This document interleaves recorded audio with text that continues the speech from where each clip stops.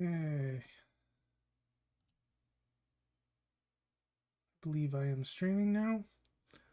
Alright, so YouTube just did a thing.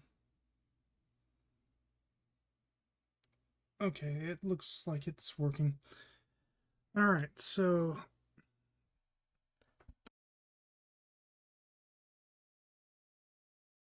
excuse me. Okay. So for the past few days I have been playing with this reactor here. I actually had a successful run and put the output here. As you can see, there was a little bit left over in the fuel department.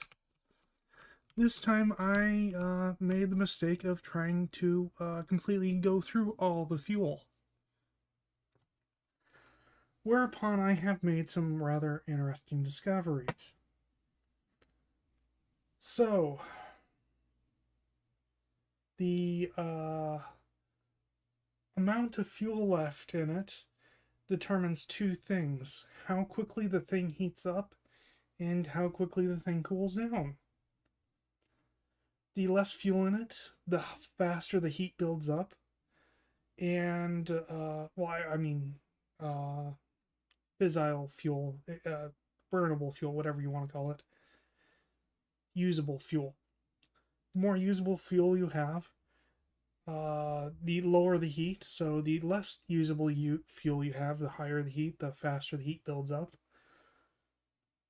But also, the more usable fuel you have in the thing, the faster it cools down.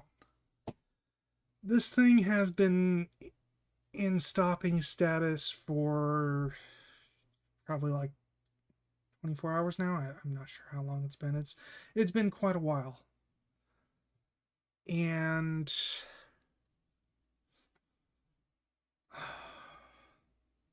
we're looking at like 0.C or 0.1C every like 10 seconds or so. And it's gonna have to get to like below 1,000 before I can use this again.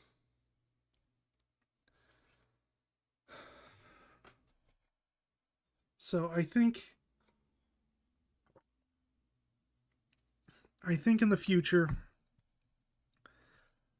the goal should be to burn off all but like 1 ingot's worth of fuel, and then use that to cool the thing back down so that I can load stuff into it. And I've kind of been talking about this kind of out of the order I had initially planned. I've had actually quite a number of reactor explosions since last stream. Let's see, the first one. What was the first one? The first one, I made a change to the program governing it. I don't remember what that change was.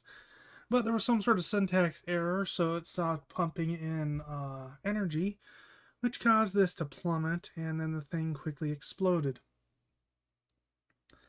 And kind of in a panic, I had this, I suppose it wasn't really a panic. I was trying to think of what I could do because I didn't want to rebuild the infrastructure. So I had this kind of somewhat brilliant idea of why not put it in a box. That worked. I successfully put it in a box. You'll notice that I actually have 2 boxes here. That is because right after I tried that and it worked, I thought, let's build that into a failsafe. Let's set up a system here, a player simulator, that will automatically put it into a box if it determines that there's a countdown. Now, I also saw that there was kind of this failsafe mode that was enabled on this reactor, but not enabled on the second reactor, or the next reactor that I had made. So I was like, oh, perhaps that's like the shield thing that pops up. So I set it up so that if there's a countdown or that is enabled, it will box it. And then, a little bit later, I clicked on the GUI thing and I noticed that the SAS wasn't on. was like, oh, I should probably turn that on. So I turned it on. And then the GUI disappeared. And I looked up and the reactor was in a box. So this is associated with the failsafe flag in the NBT data for the core. And once it's been boxed, it becomes Angie. I tried to unbox it and it immediately just wasn't having it. Started its little countdown thing, so I had to be reboxed and stuck in my inventory. There was a number of other reactor meltdowns that happened after that, but I reverted to a backup when that happened. Because, like, most of them was, like, right while I was trying to figure out what was going on with this reactor here, why it was exploding. Because it was exploding during the cooldown phase. And I finally determined that it was because I had actually burned off slightly more than 100% fuel, so that even when it was doing its cooldown phase, the core temperature was rising. So if you burn 100% of, if you burn exactly 100% of the fuel in there, it cannot cool down at all. It will be forever unable to cool down. If you burn more than 100% of fuel, which is apparently impossible, I think it's because there was some in there when I threw in the 8 blocks for this phase. And so I think the 8 blocks is 100%, and then that little bit extra is a bit more than 100%. Anyway, by burning off more than 100%, it meant that the temperature would keep rising even during the stopping phase here, and there was no way to shut it off. So you burn 100% or more, you're pretty much guaranteed a meltdown. Which is why I stated earlier that I think the way to go would be to actually leave 1 ingot's worth in the reactor.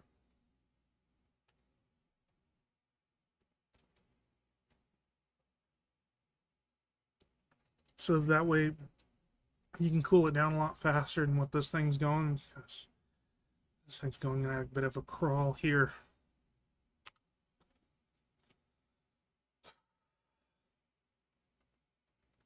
Anyway, let's look at the program that I have governing this thing.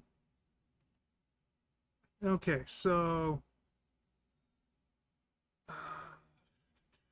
we have the force long function that I came up with previously. So we have our main control function. It has the reactor NBT data, and this mem is actually a delayer. The output of control goes into mem, so this R value is basically what's in mem, or the R value for last go around is what's in mem. The reason for that was I was thinking of setting up like a PID system, a PID controller, but I didn't do that. So it's there. It's not really being used for anything, but it's there. So spent quite a bit of time trying to figure out exactly how to tell what state the reactor was in. Doing things like looking at the temperature, fuel or power generation, fuel consumption. And then I finally realized that the NBT data for the reactor just simply has a reactor state. And if I look at the value of this reactor state, that pretty much tells me what the reactor is doing.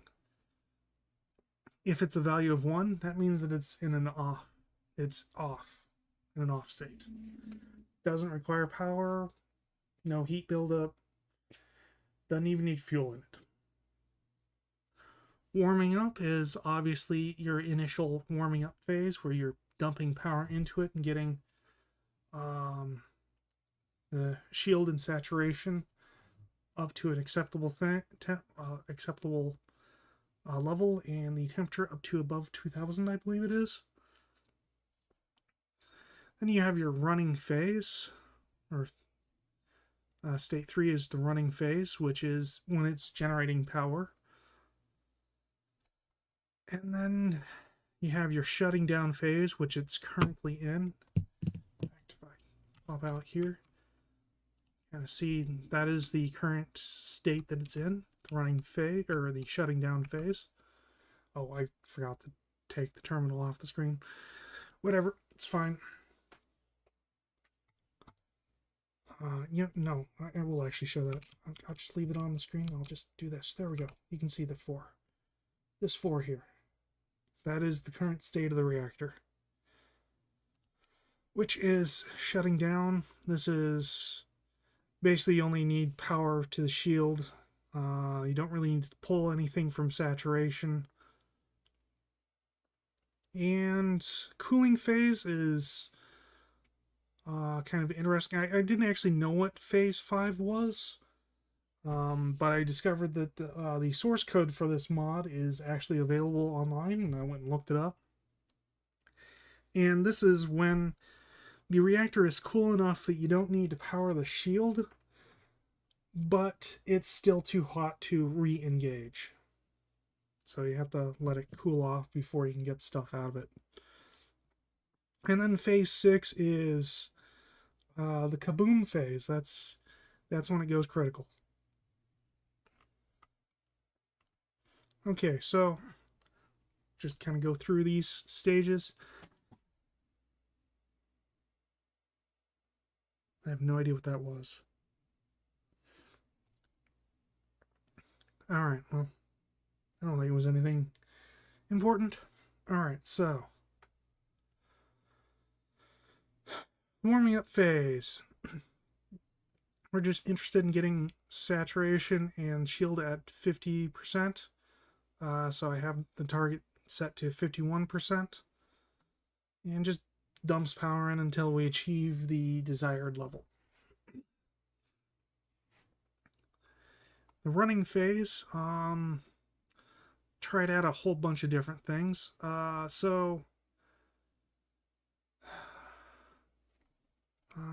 guess I should probably pull up the GUI here, explain things a little bit here. So I've just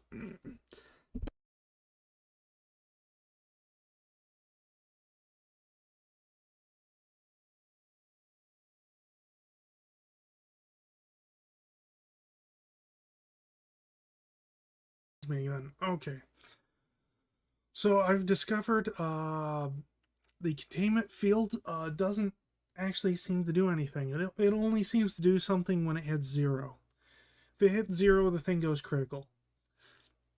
As long as the containment field is not 0, it's not going critical. So you probably actually keep it down at like 1% the whole time, and it would be fine so long as you can somehow maintain 1%. As long as it doesn't hit 0, you're good, basically. The core temperature seems to be dependent upon how much fissile fuel is left and what the saturation level is.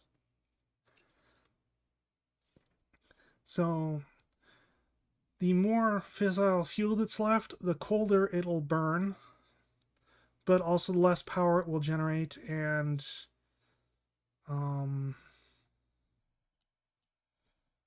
something. There was something else, but I don't remember what it was. I had it in my brain mates. But anyway, moving on. So, yes.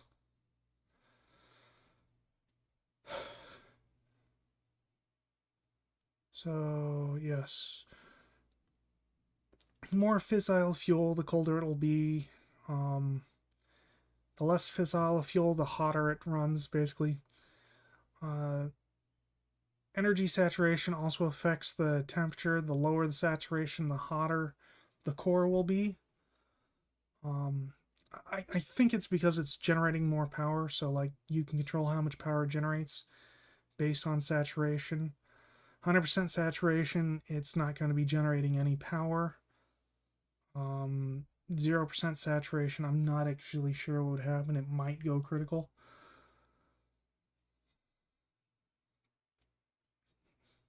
Yes, so you can control temperatures with that. The temperature does affect how much power you actually need to maintain the containment field. So the higher the temperature, the more power you need to maintain a particular percentage.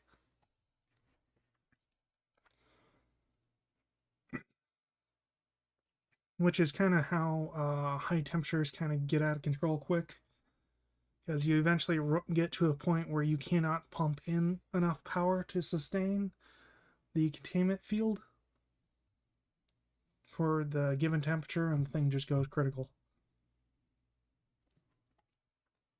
Which is kind of what kept happening before when I burned over 100% of the fuel. Yes, so, alright, let's pull up this again. Okay, so...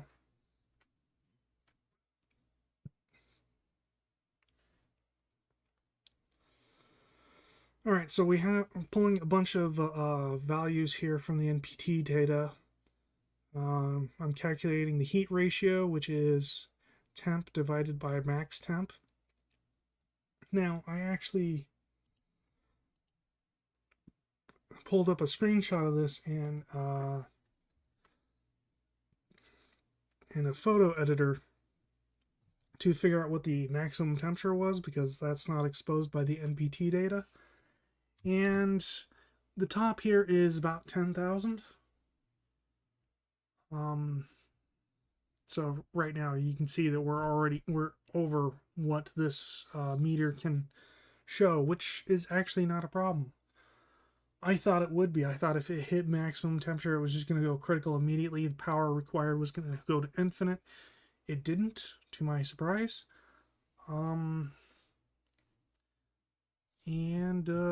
kind of power did jump up quite a bit, but it's nothing too unreasonable. Like right now, I have it, I think, targeted at like 20%, and we're doing pretty good. All right.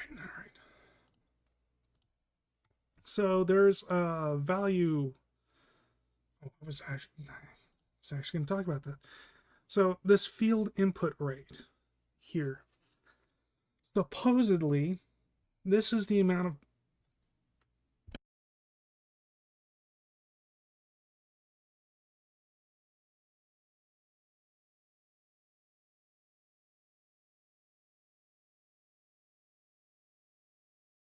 gives an explanation. I mouse over it.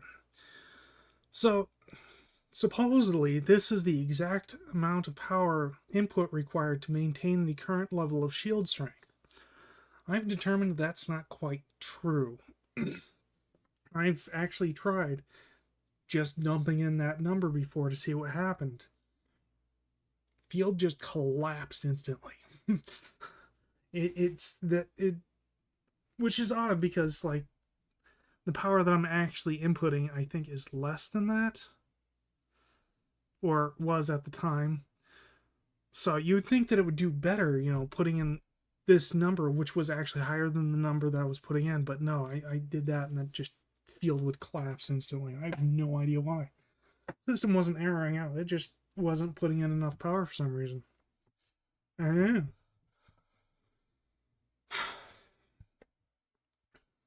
Yes. So this field input rate, probably a good starting place to figure out how much power you actually need to put into it, which is kind of what I did. I already mentioned that I went and looked up the source code for it, and was specifically interested in that, and how it figured out that number. And where is it?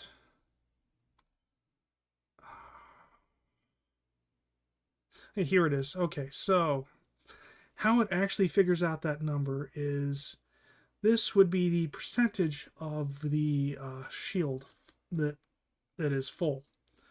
So, like right now, I have it about 20%. So this would be 0.2. And it's interesting that it's subtracting that number from 1. And we have this other value called shield drain. I don't know what exactly it represents. It calculates that based on heat or something like that. I didn't really look into it too closely. It's just heat was used in that. So it's largely based off the heat of the reactor. And it divides that number by 1 minus the percentage of how full the shields are, which is kind of interesting because this would suggest that you need to dump in infinite power to get those shields up to 100%, which I don't think is quite true. But that's kind of interesting. So I modified it a little bit, and instead of having it be the current position of the shield, I'm calculating the target level that I want to maintain, and using that to figure out exactly how much power I need to be dumping into this thing, which has not been perfect. It's at that number right now pretty strongly. It's doing 20%, which is pretty good, and kind of about the target. This much margin of error, I would say that the additional 0.46% is due to the fact that I'm rounding the number up so I can keep it a long instead of having it come out as like a double. I guess I should probably explain that. Flow point numbers, like anything like less than 1, would need to be kept track of using a float point number, which allows it to have keeps track of a decimal point, or a double, which is just a bigger float point number. But I need to have it a lot. But in order to pump the power into it, here, oh, no, we'll look at the power output because that also requires a long. So this requires a long value, which has to be a whole number. It cannot be a decimal point. So I have to round it and export that. Otherwise, it'll be the wrong data type and it won't actually insert the power that I need, which could be an issue. Okay, so yeah, so this calculates the exact amount of power theoretically that I need to be throwing into it in order to maintain the target shield level. So coming over here, I have the saturation target, like basically how full I want this saturation bar to be is dependent on how hot the thing is, the heat ratio. For the most part, I want the saturation to be quite low, but when the heat gets way up there, I want the saturation level to suddenly like jump up. So taking the heat ratio, which is always going to be a number between 0 and 1, or, well, actually that's not true right now, it definitely isn't. But for the most part, it's going to be a number between 0 and 1. So smaller numbers, putting it to kind of any power, smaller numbers will get much smaller. And then once they start getting up there, it will suddenly, the output will suddenly expand significantly, which is kind of what I want. So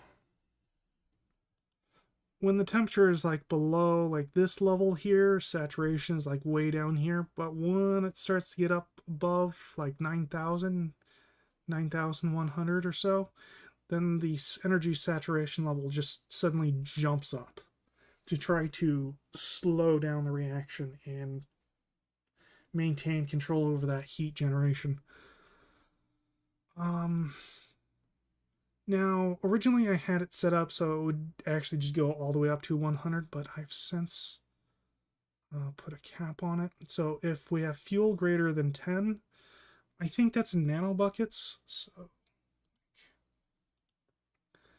You can kind of see that number there below the percentage, the 10,376.89. That's the number that is actually referring to.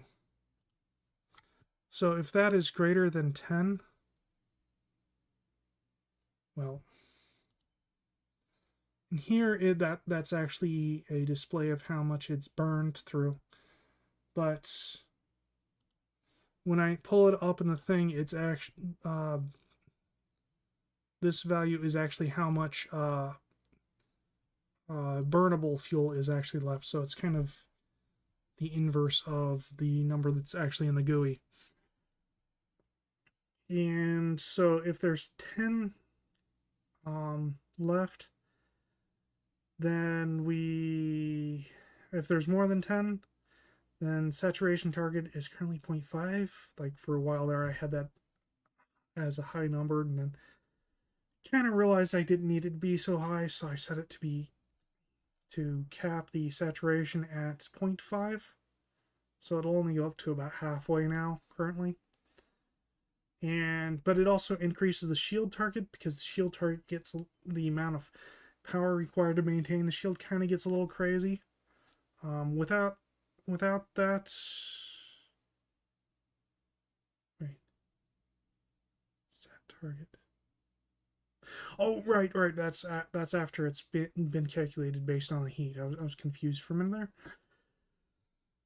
So if the saturation target should be above half, then it locks it at half and increases the amount of shields there, because shield power requirements get a little on the crazy side when that heat starts jumping. And it's nice to not accidentally hit 0. So yes,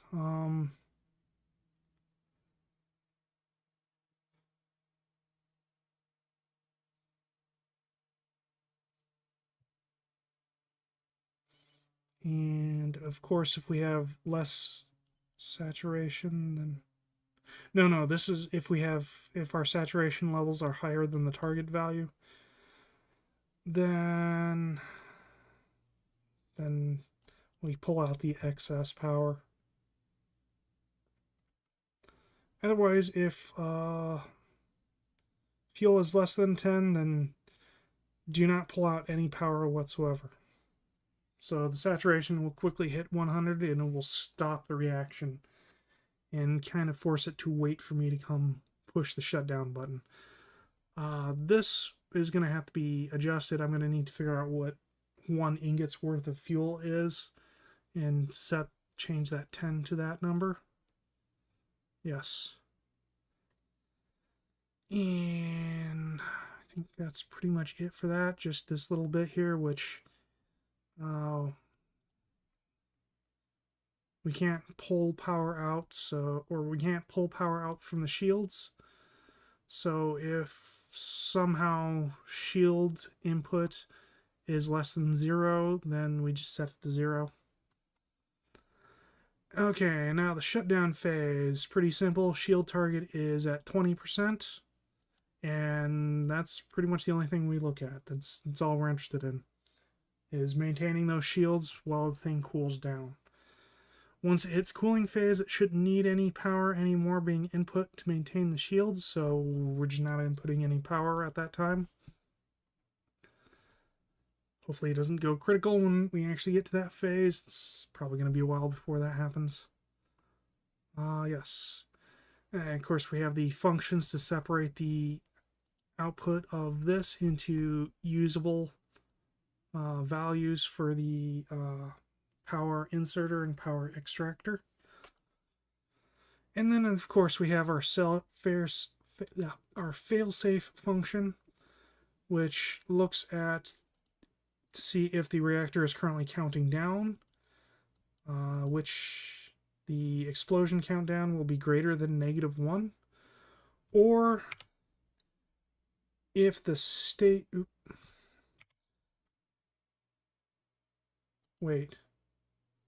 That's wrong. Why is that? Whoops. Ooper doopers. Okay, so I don't know why that's looking at initialized rather than...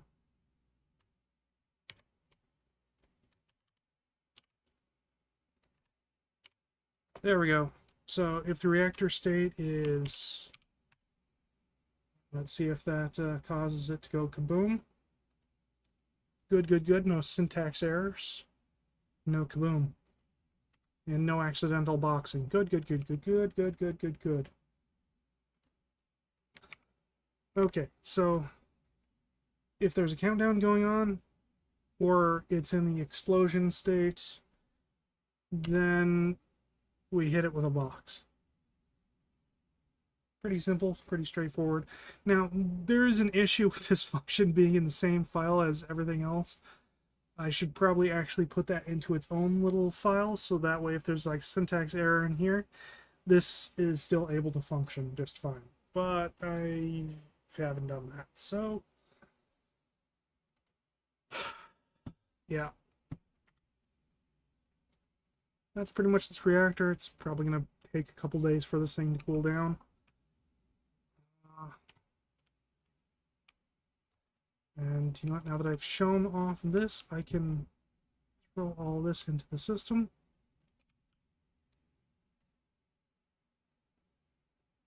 You know what happens if this had nothing? Okay. That was the go through block spell, by the way. Okay, so moving on.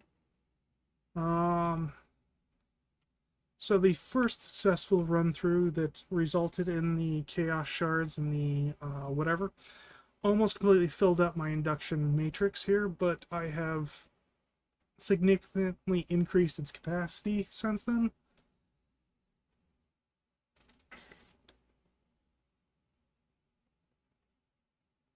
One second.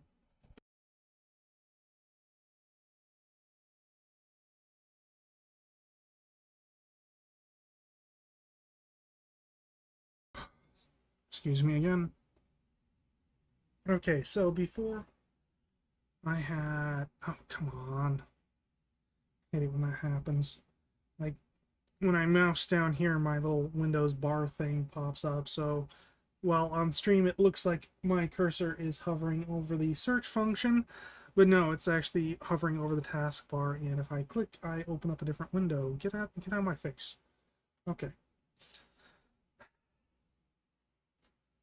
Anyway, so before I had 16 of these ultimate induction cells, but now I have a 16 by 16 block of them. So whatever 16 times 16 is how many I currently have. Let's see, 16 times 16 is, I have 256 of these things now.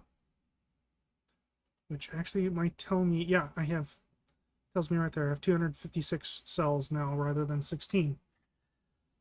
And I've also put in a second provider because it was, well, I had plenty of space. It was only getting to like 50% before, but second one is not a bad thing to have. Yes.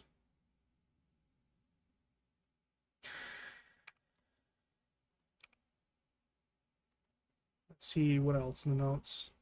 So that pretty much covers reactor. Occult. Right. So did a bit more with the occult stuff. I think last time I messed with it, I mentioned there's got to be a way to increase the speed of the rituals, and indeed there are. There's the isnium, or I have no idea how to pronounce it.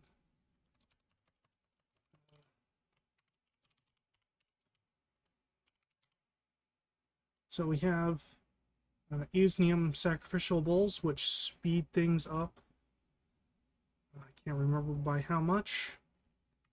And then we have the next tier up, which is actually these chalices here, which make the ritual happen instantly. And this is actually the pentacle that creates them. I pull up the book for that. Where's the book? Where's my book? My book. It's in here somewhere. There it is. Okay, so pentacles. So this actually requires a sacrifice of a Ravager. Tried to come up with a decent way of like storing animals or sacrifices, but what I eventually landed upon is I just have a spawner down here. Well, a mob duplicator. And a stasis field on top of it. And on top of that, we have a belt going into a drill. Or a mob masher. And I have this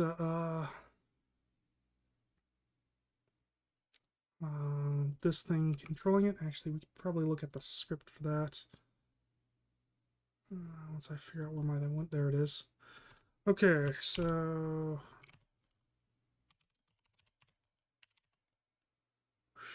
this is 9.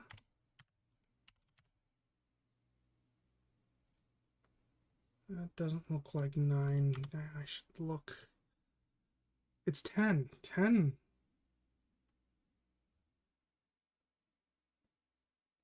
What? I didn't see a 10. Was there a 10? Oh, there is a 10. It's right there. Okay. Okay. Oh.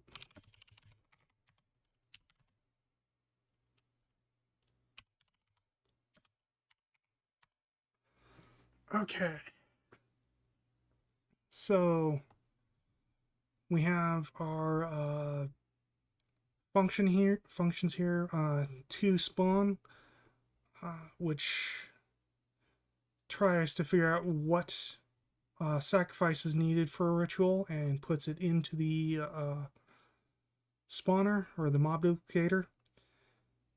Like I have a chest with mob imprisonment tools in here for each of the sacrifices that might be needed for a ritual. And it actually looks at the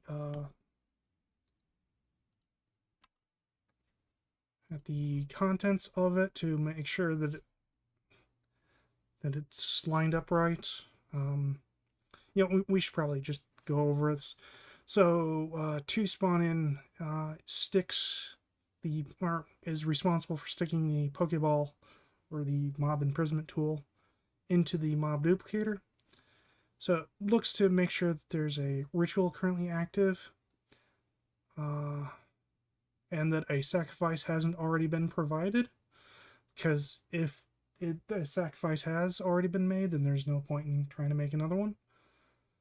And then we have our list of possible rituals here, which currently only the Celestial Chalice ritual is in here with the sacrifice of being the Ravager. If it has a sacrifice for this ritual in the thing, then it moves over to here and starts looking through the inventory here that I actually already have open. It starts looking at the mob imprisonment tools,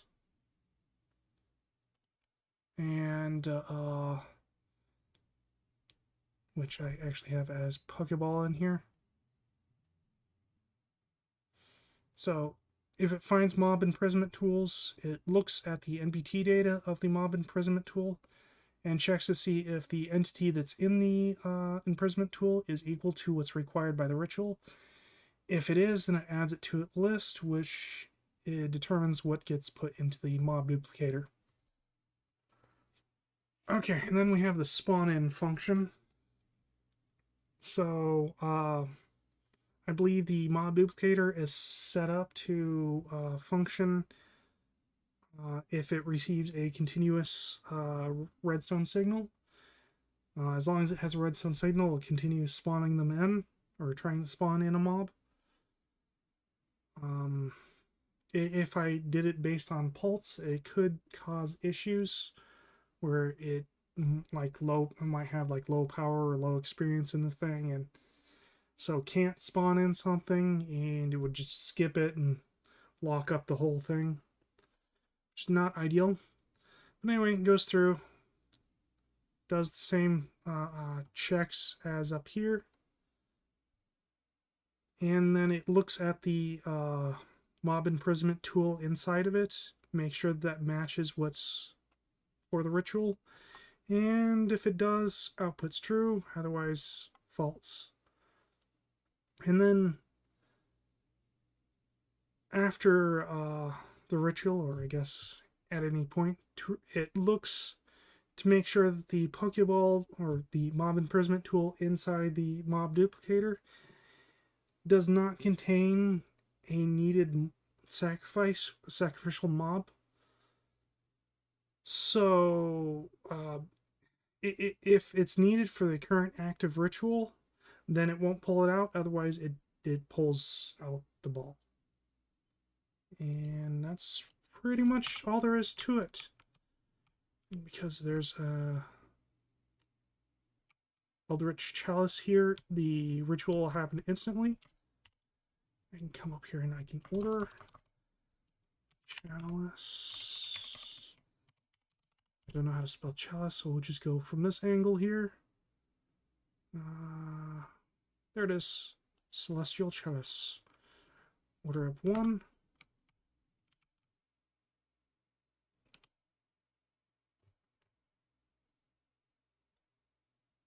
Taking a minute to procure all the ingredients. You know, I just realized I don't have volume turned up, or the frame rate. The frame rate's been at... okay. So it's currently getting stuff in there. Now it should spawn in a Ravager. There it goes. And boom, it's done.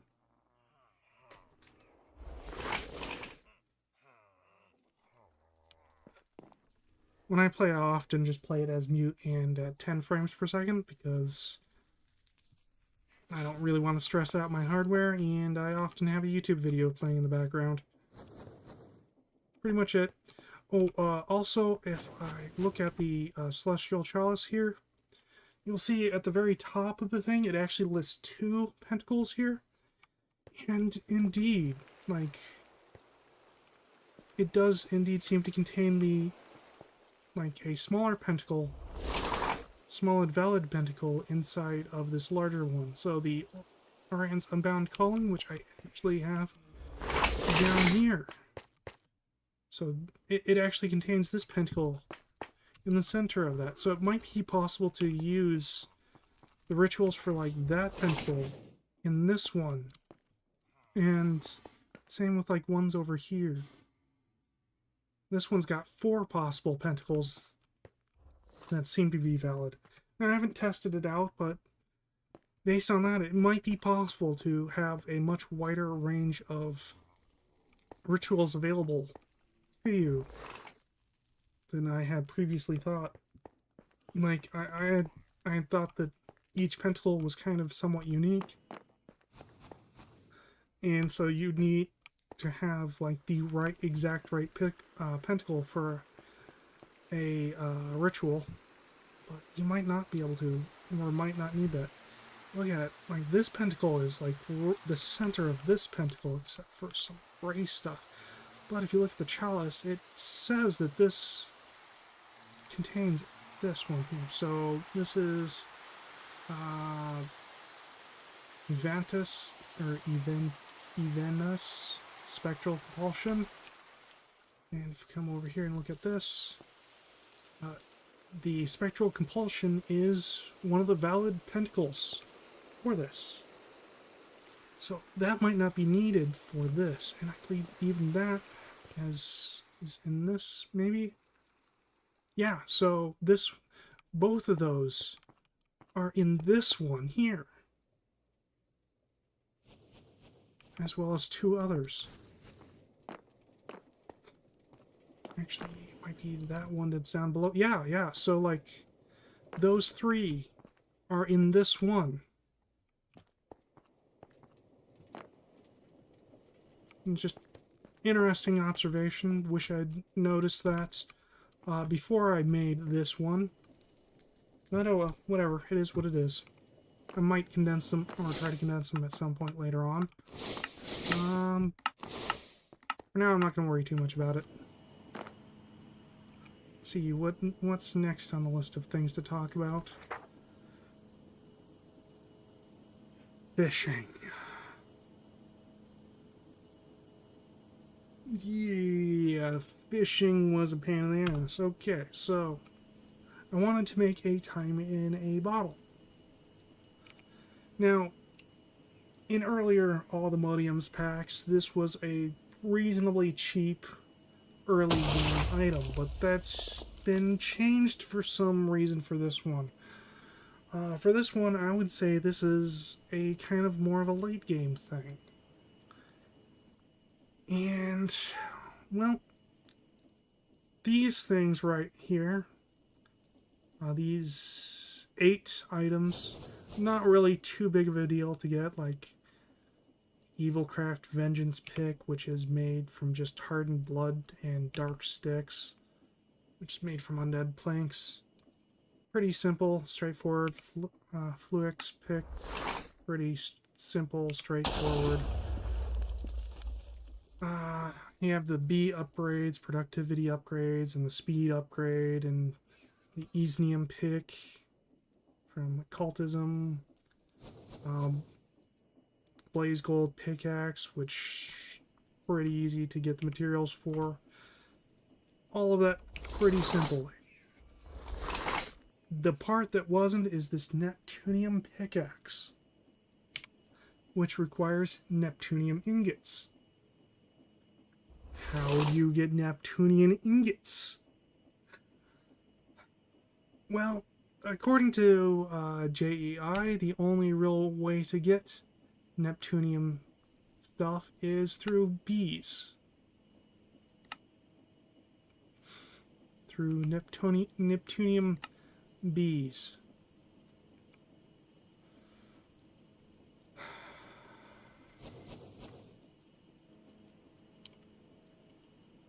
However, if we look at the spawn egg for the Neptunium bee, it's the Neptunian genes.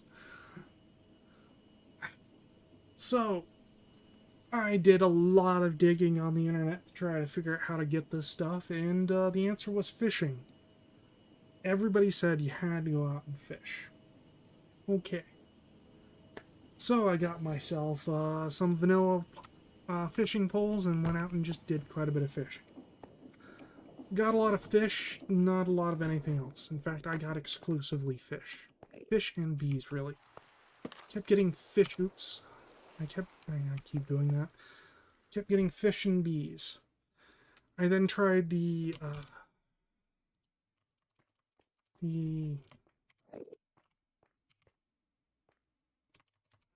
oh, yeah, I should probably try that. And then tried making a aquaculture, which is what the mod from this ingot is from. Fishing pole, thinking maybe, you know, the only way to get it was to get a really good fishing rod from that and use that. Nope. Only fish. Fish and bees. Bees and fish. I got so many bees now. I have Patrick bees. Like, look at all these Patrick bees I have now. I also have marine bees or sponge bees. I've got a lot of bees from fishing.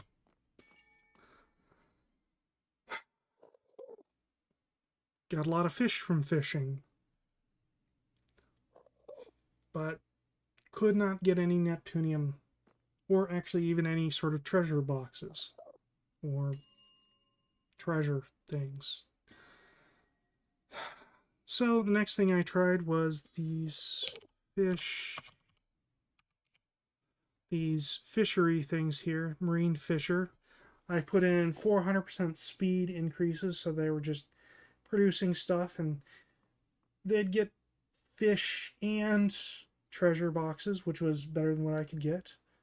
Um, Also, while using them, I made premium, or not, yeah, no, they were premium fishing poles, hoping that maybe I could get something with that. Well, they could fish faster, so that's kind of what I was going for. Get more stuff. Maybe I was just really unlucky. The internet said keep trying, try a bunch of different combinations of enchantments. So I tried, well, I was going to say every combination, but there's only like 2 enchantments, Lure and Luck of the Sea, or something like that. I tried fishing rod with both of those enchantments. I tried one with just Lure, tried one with just Luck of the Sea. Nothing. I tried hot biomes, I tried cold biomes, I tried normal biomes, I tried just about every biome. Just about every ocean biome I could find. I tried it. Nothing.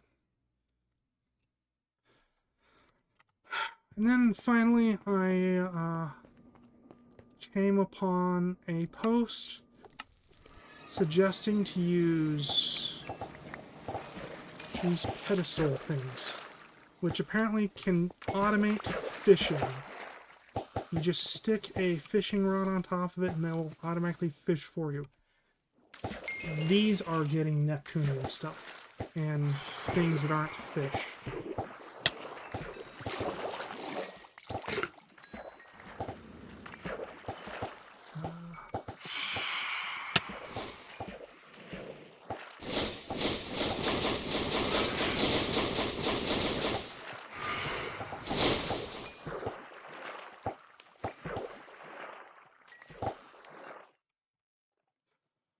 Of course, the downside here is that, as you can see, they kind of drop the stuff as items.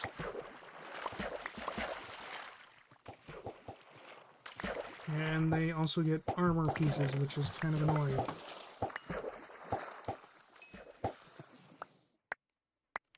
But they are getting Neptunium. They got all the Neptunium that I need. And now, weirdly, so we have Neptunium lockbox, or Neptunium bounty that you get from this. This kind of acts like a chest.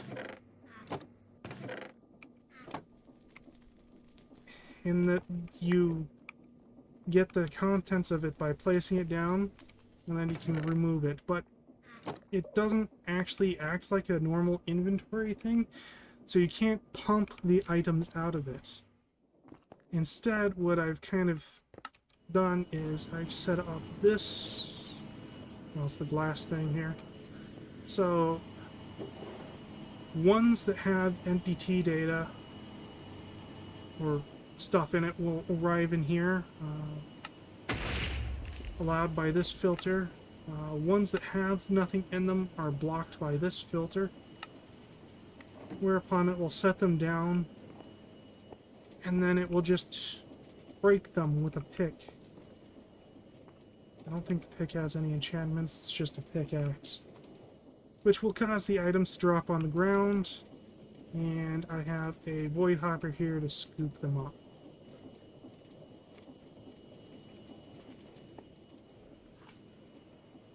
And that's enabled me to get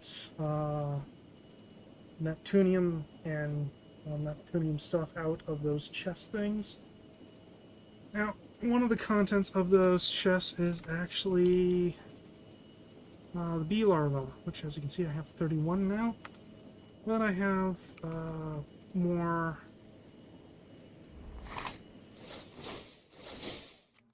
over here in this beehive, making me Neptunium, which is pretty great.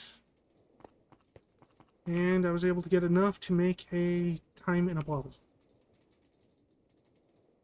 I don't know if there's any point in making a second one, so I haven't bothered with that.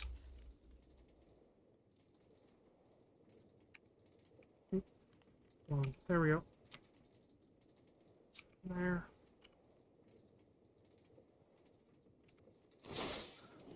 Okay.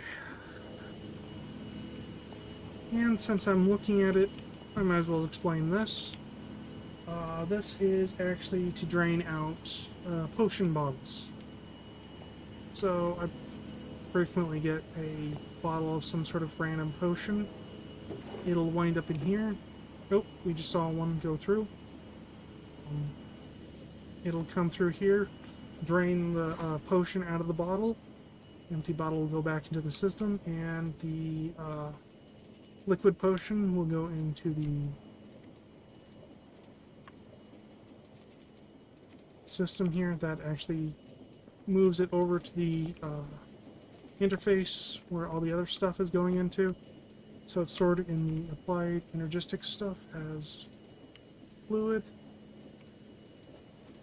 As you can see, now we get a whole bunch of these fluid things. That's pretty much what that is for. I'm not sure if I really should be doing it like this, but whatever. It's what I'm doing.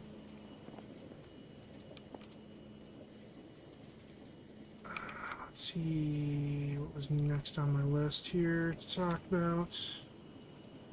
Trees. So, kind of working towards eventually getting to the point where I'm making another star. So periodically just kind of looking at things and seeing if I can get like part of or some component of one of these things. I believe this one required dragon saplings, which requires breeding these two tree types, which requires breeding other tree types. And I kind of set up a system up on the roof with some bees to breed trees together. And it actually went a lot faster than I was expecting it to. And when I was done, I kind of just left the hive here. It should still be running. Yeah, still going. And I currently have the tree farm growing that kind of tree. Get more of the saplings from it. Although at this point I can probably safely switch out, but I'm not going to. You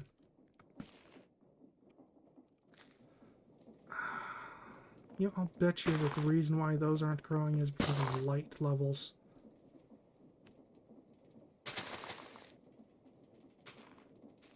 I mean, before I had like this layer of light completely covering, or lights completely covering this thing, provide good light to the center.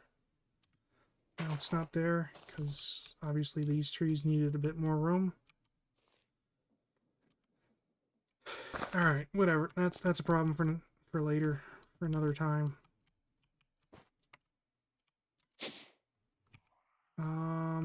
Yes, what else is in the book here? Awakened. Alright, so while doing the fishing thing, I was gonna try to make some awakened fishing rods. Just, you know, kind of for shits and giggles. I set this whole thing up, and if we come over to Awakened,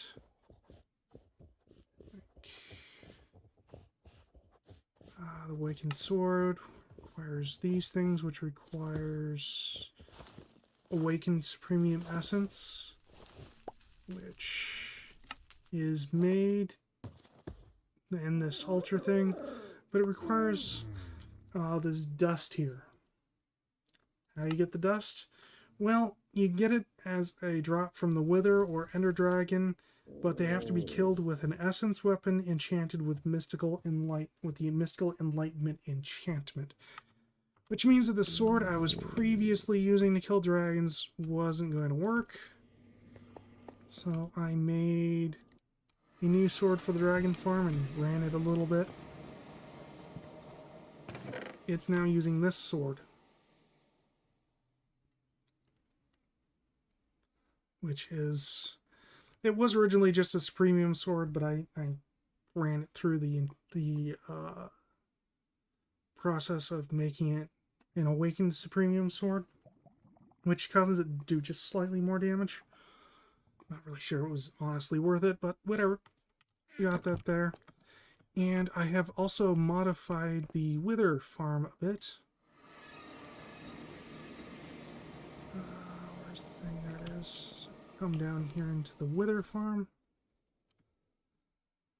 Alright, so I've removed the Tesla coils. And I have a whole bunch of player simulators here. Pretty much one for every block of empty space in there. And they're using this sword here to kill the wither that's in there.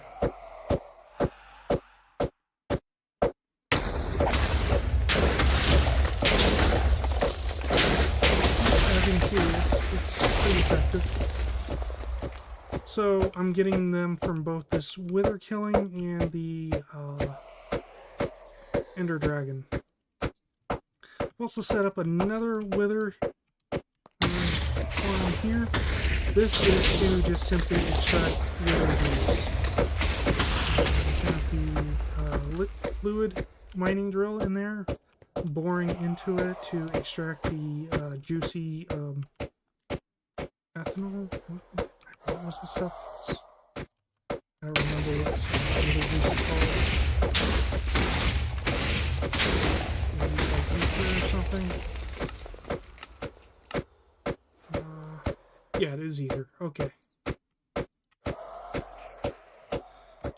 I have 36 of these laser drills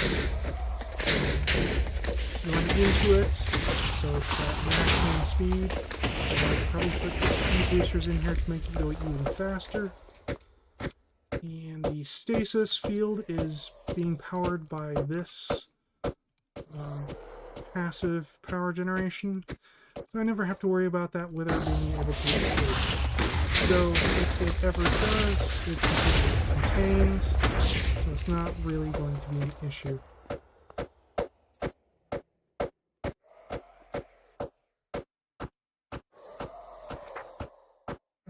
Oh yeah, Certus quartz.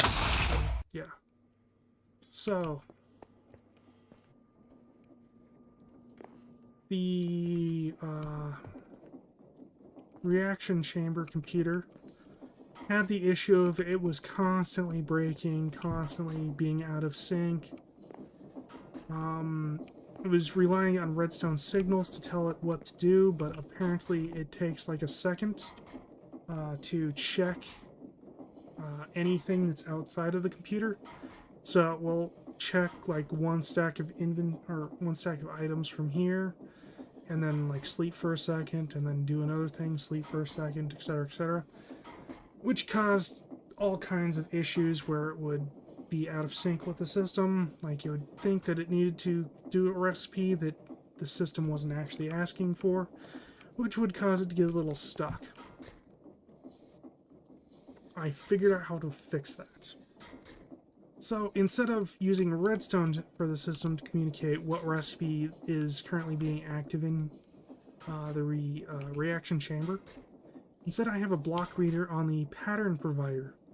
And you can see how at the very top there it says waiting for whatever to unlock. It looks at that. It tells it exactly what recipe this pattern provider is currently waiting on. And it uses that information to determine what it should be putting into here. And since I did that, I have not had it break once. If I pull up the terminal, we can look at the code for that. Do I still have it up on here?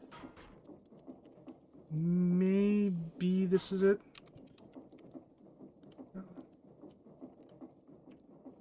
Yeah, this is it. Okay, so instead of having this be left, bottom, right side, I have it be the actual item that is being made.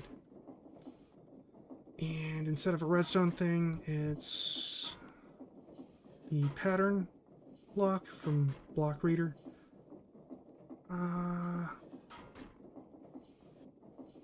Still kind of have a current recipe. One moment.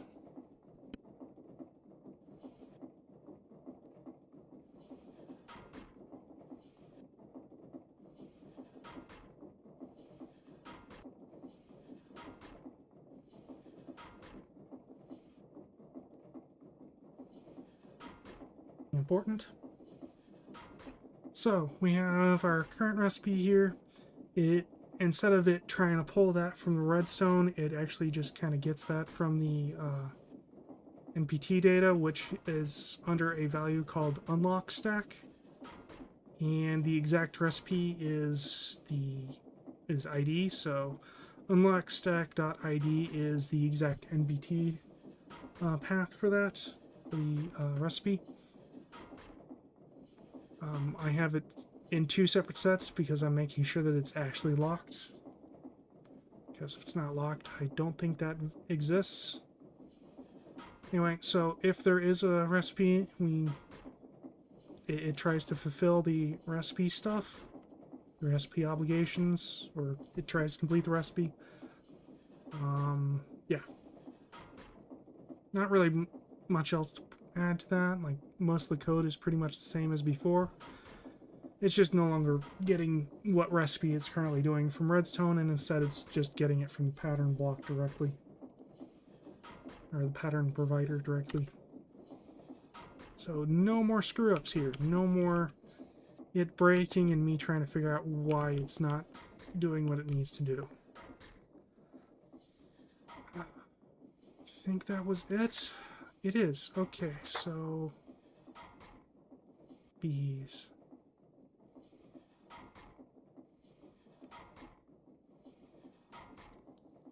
I don't remember what bee thing I needed to do here. I think I may have actually already done it. So maybe... I don't know.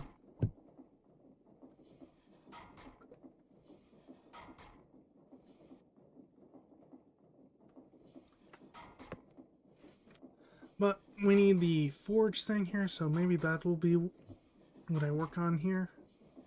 I'll just do this, Control X, move this up a bit. Chimera farm would be useful, but not super important at this time. The forge, getting that up and running would kind of be.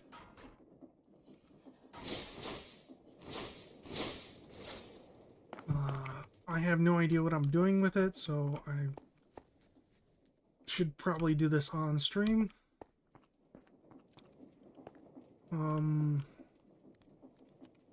Let me see here.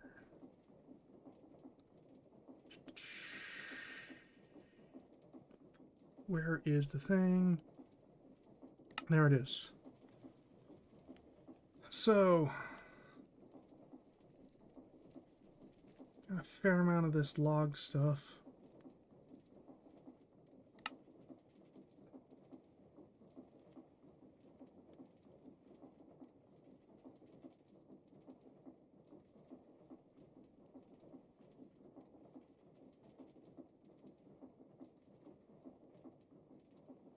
Alright, that's interesting. Okay, so I think we need to figure out how to automate the, or get and automate the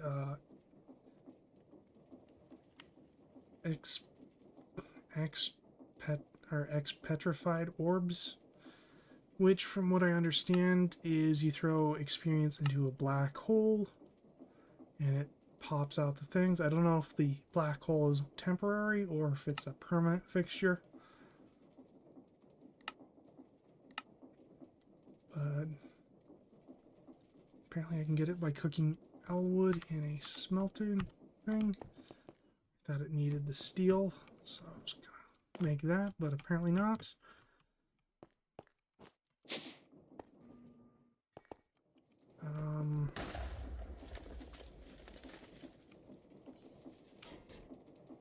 No, it's not elder.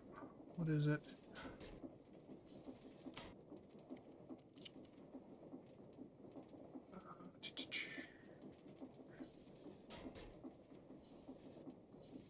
Elderwood. I went when I still had oak saplings in the tree farm. I went and just hit a bunch of them with the corrupted souls to create this elderwood stuff. Toss this in here. Okay. That gets me dark matter. Corrupty dust. Okay, so this requires an obsidian steel ingot.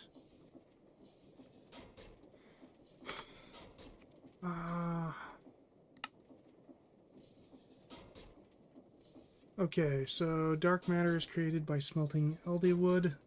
Corrupt dust is made with obsidian steel and some mob drops. Throw both of these on the ground together and a black hole will spawn. The black hole will void every object, well, every item or projectile that comes near, but what we want, feed it is experience. Okay. So...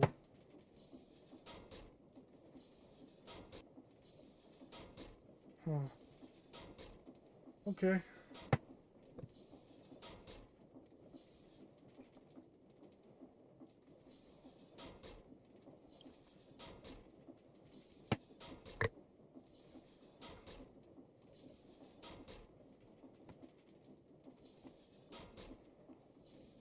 So, actually, since we're going to be dealing with experience with this, I think I want it to be in here.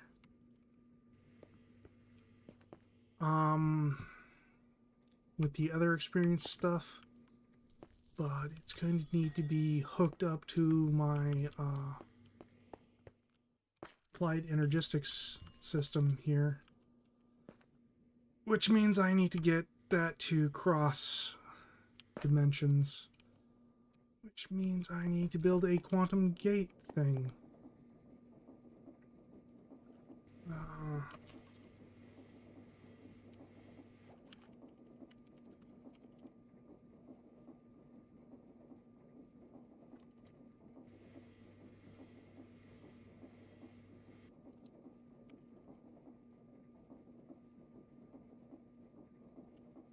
How do I make this work? A network bridge.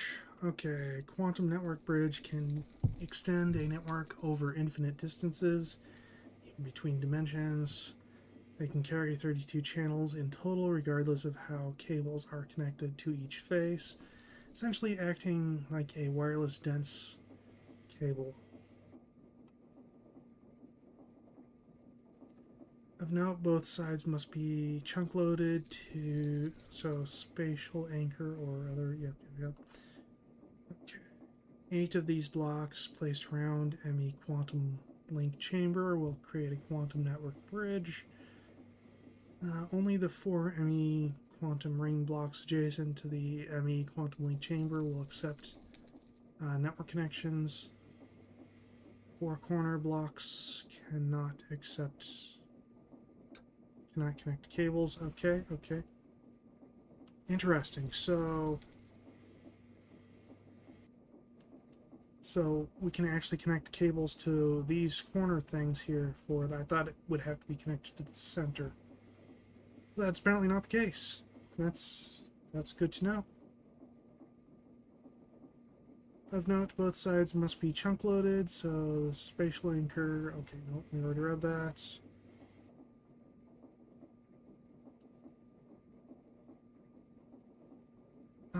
Okay. Oh, I see. Okay. Just out of curiosity, do I have that here? I do not. Okay, that is something else. Okay. Need that. Need that.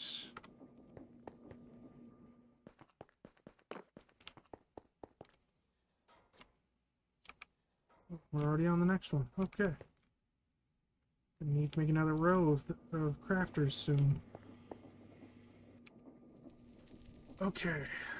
Do I already have... I do not. Interesting. Oh, so this is a real-world thing that has to happen. Okay.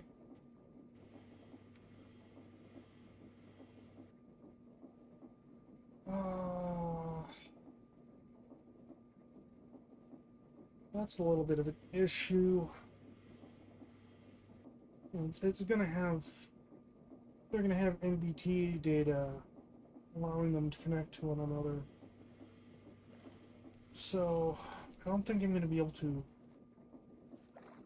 automate this. That's a bummer. Okay, so... TNT...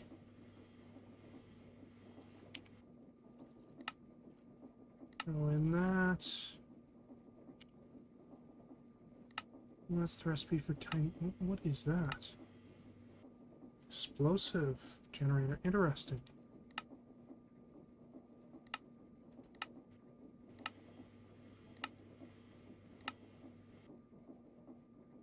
Alright, how do you get tiny TNT?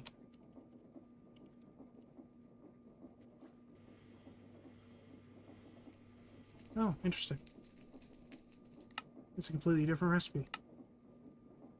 I thought it was like TNT split up into 9 parts or something.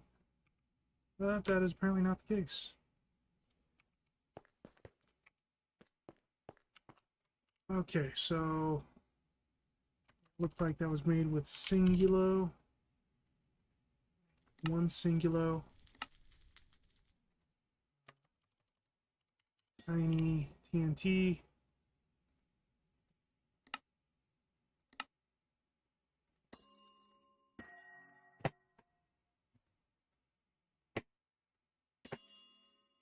And then want. So we're going to need 2 of these.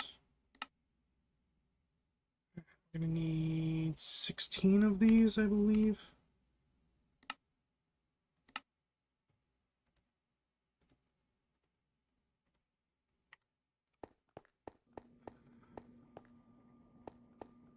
You know what?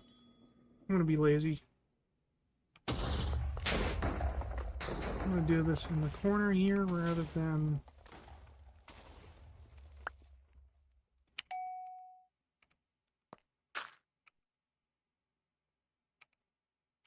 Do I have redstone just set up there? I do not. What are you? Spell.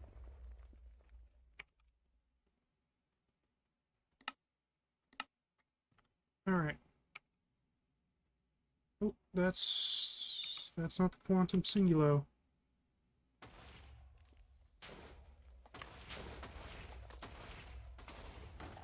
Storage singulo is still being made?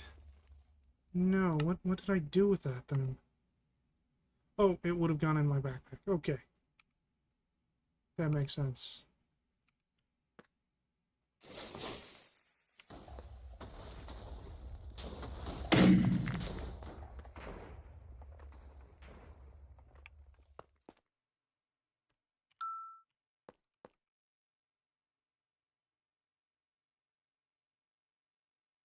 It's just gone.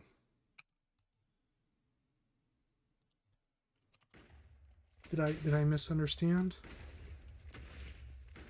Is it like 2 of them that I required for it? It doesn't say 2. And an ender pearl. Okay, okay. I need a singulo and an ender pearl. Ender pearl.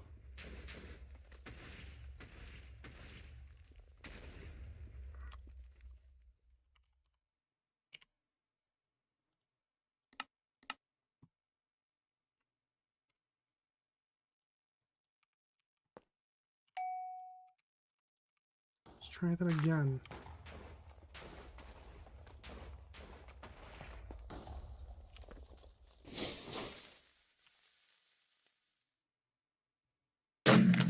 There we go. That worked that time.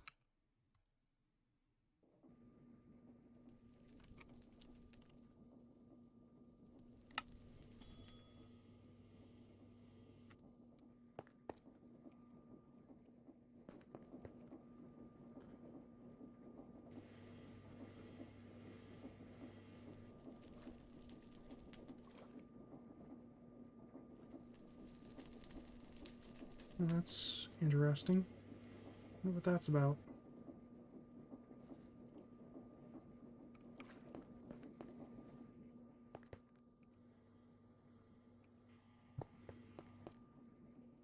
So, how am I gonna do this?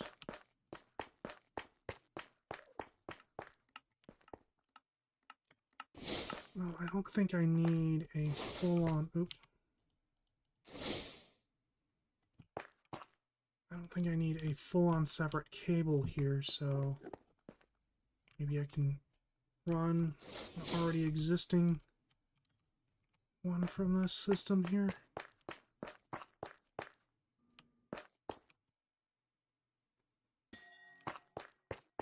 So, like,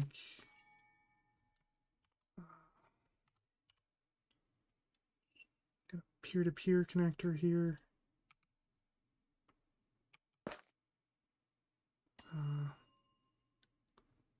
Slap this on here. I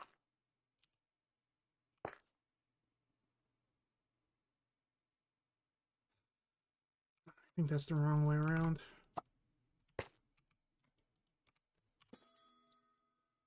It needs to be the cable. What is this? That's green.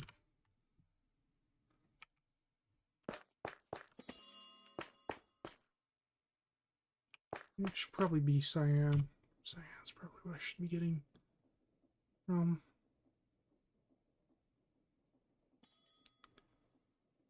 Don't really see dense cyan, so we'll just do this. Plunk that down there. Kind of plunk that there. Yeah, that looks a bit better. Alright, need a memory card. Is this right? Yeah, this is the correct one. Need my shrink ray.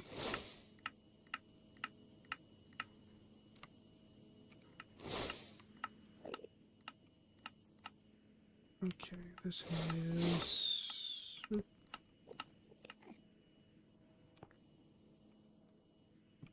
Oh, those are already taken.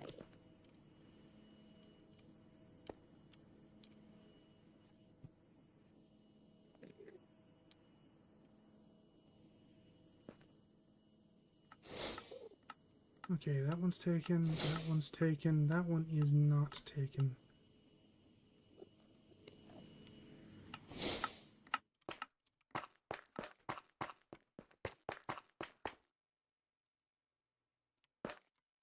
Clear it. Okay.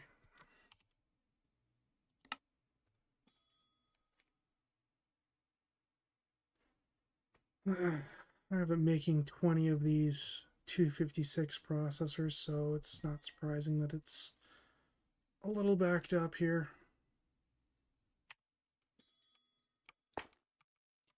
Suppose in the meantime, do cables connect to the center? Doesn't really look like they do. So that's kind of interesting.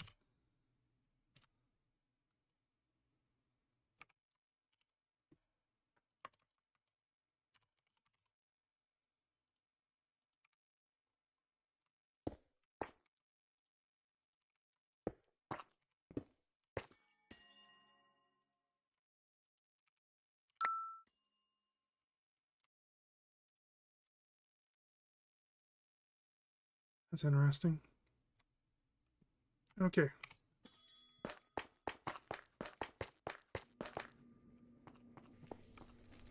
I do that.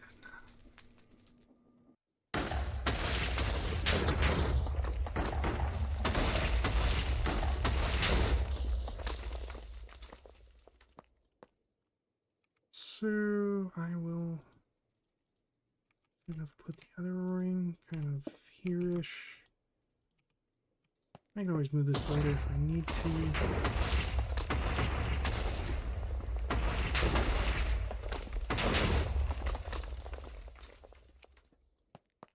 Actually, you know, it just occurred to me.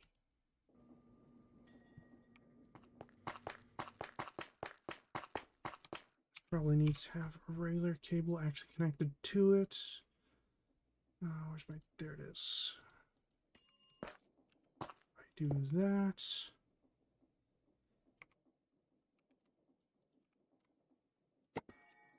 Okay, now put the block there.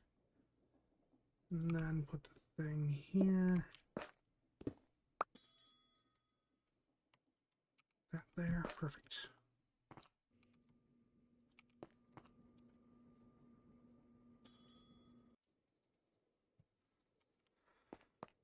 Okay.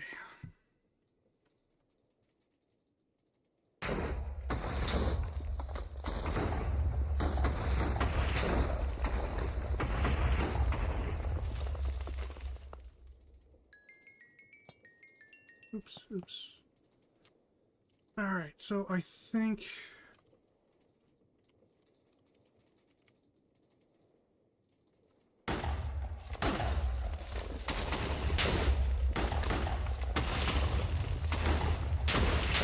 Oop.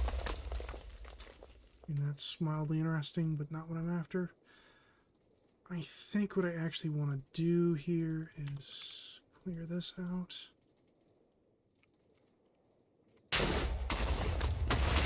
And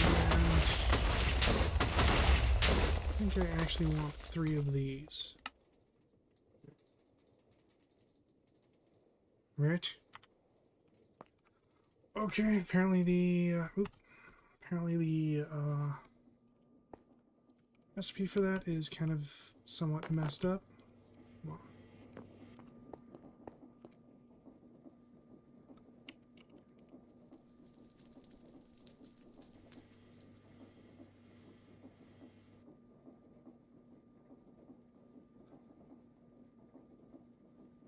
oop, there it was. So it's right next to finished PCB.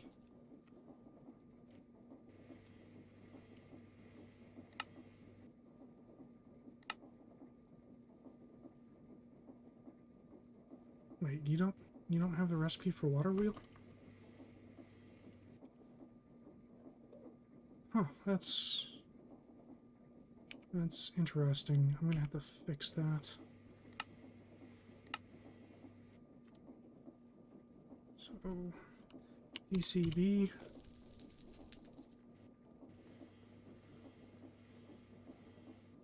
There we are.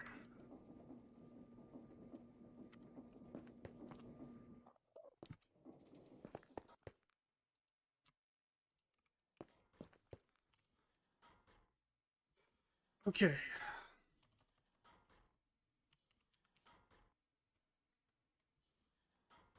So I want 3 of these things here. There we go.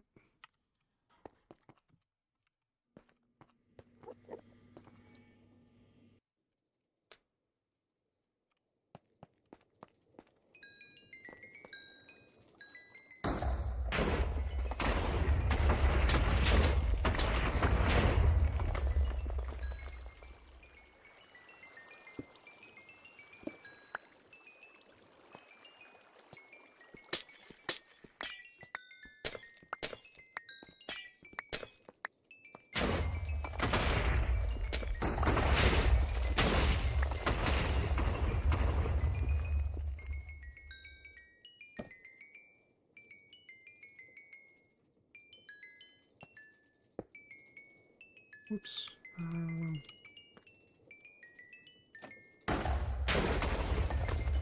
we go. Provides a power, create power in a much smaller package here.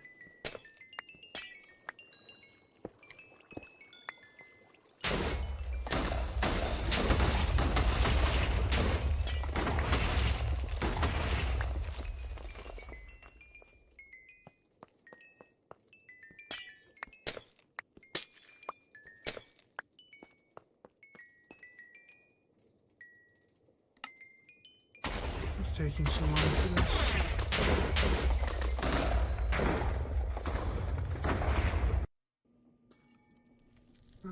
Why is it taking so long? It shouldn't be taking this long to make those.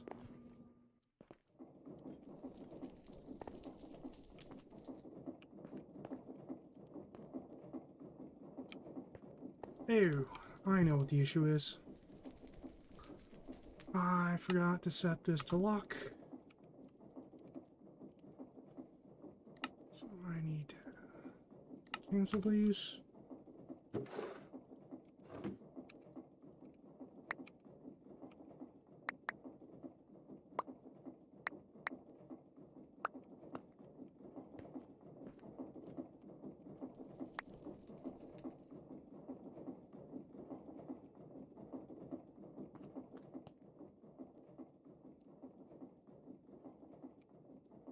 Okay, let's try that again.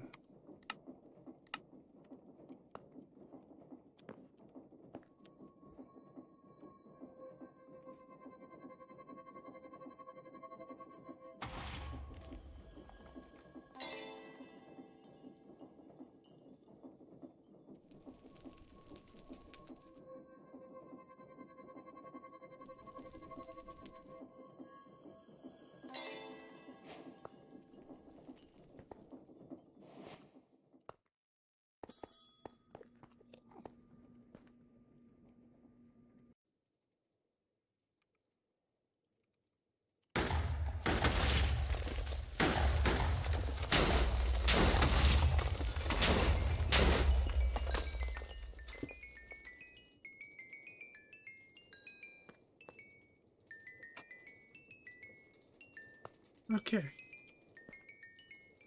Cool. No.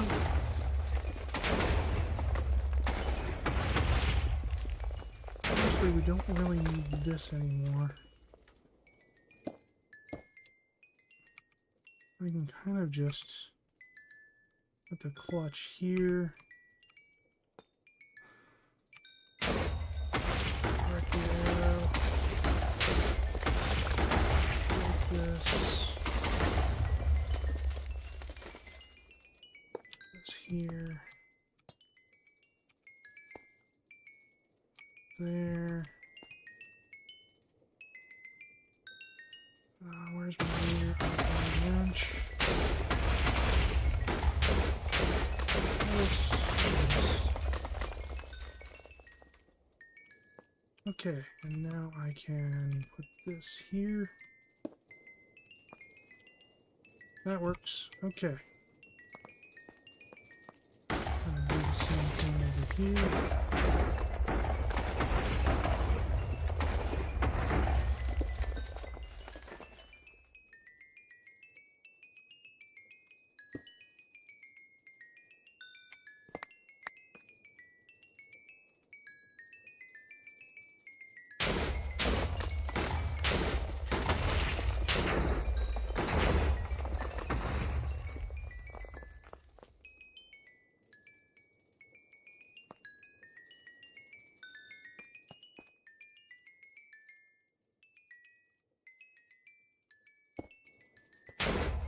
I really wish there was a way I could stop myself from just scooping up all that experience.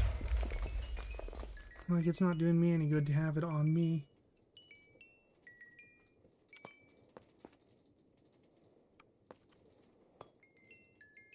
Okay, and then over here, essentially another thing here.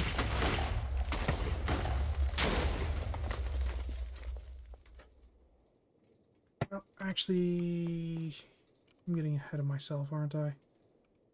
Because I need steel ingot things.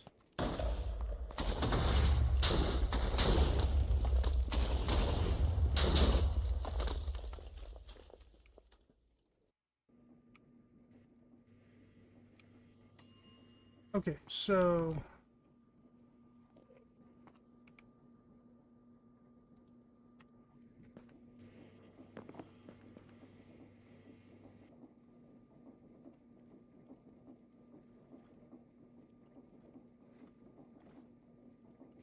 Helps to press the correct keys.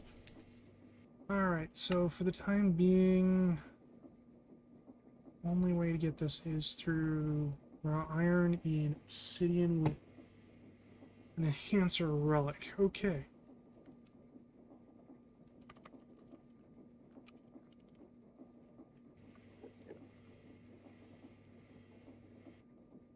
We happen to have one.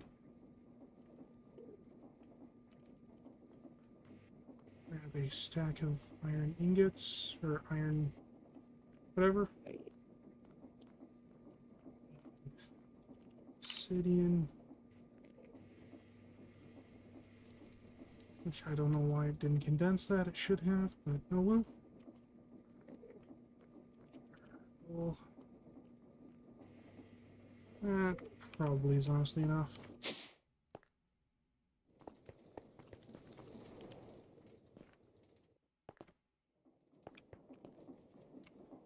Okay, that there, that there, that there, and that there.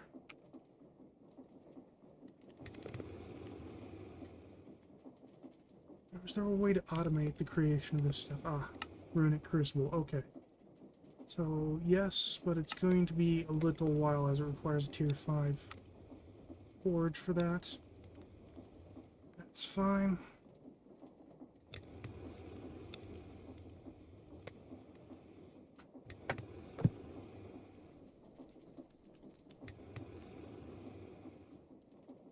I'm gonna go get some more water. I'll be right back.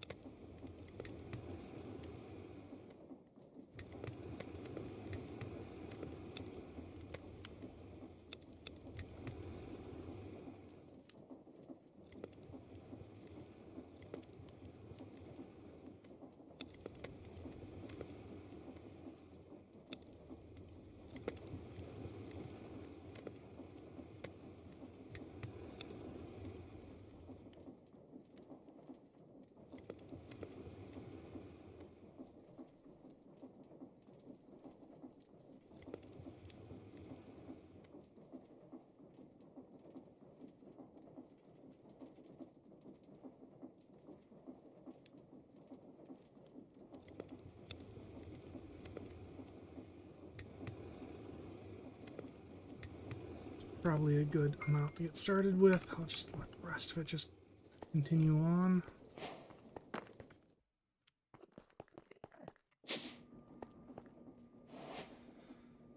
Okay. Erupty dust.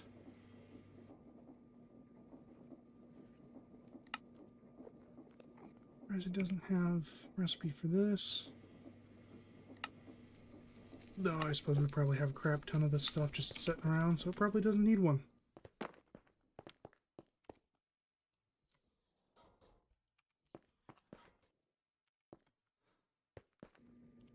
Okay. So let's see. Corrupty dust.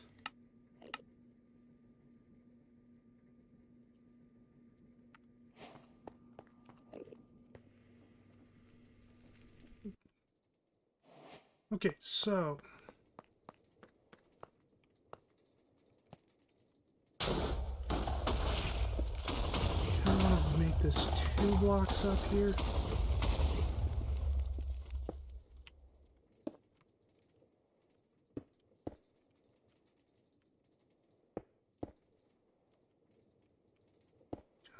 I'm going to probably try to use a vanilla hopper, scoop up the items that it drops.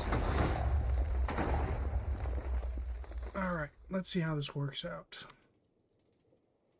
So supposedly, I'm going to get a little away from it because I don't know how dangerous this is.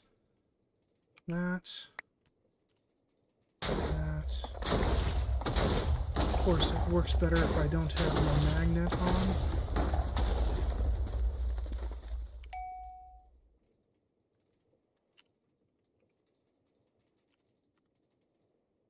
Okay, there we go. We have our black hole. Does this hurt me? At all? No, in fact, it does not.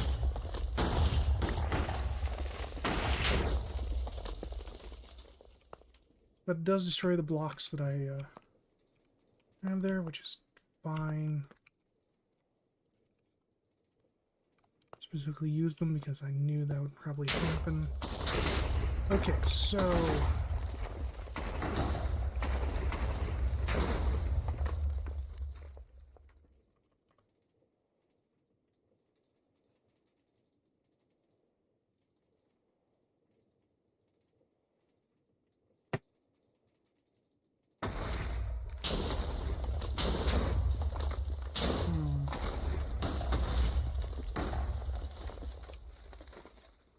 use an ender chest for now. Place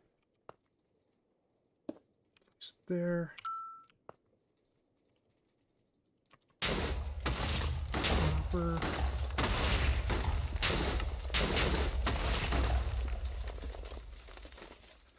Be tempted to use like one of these absorption hoppers, but don't think I could. Glass, mainly because they would be trying to suck up all the experience that I'm trying to throw into the thing.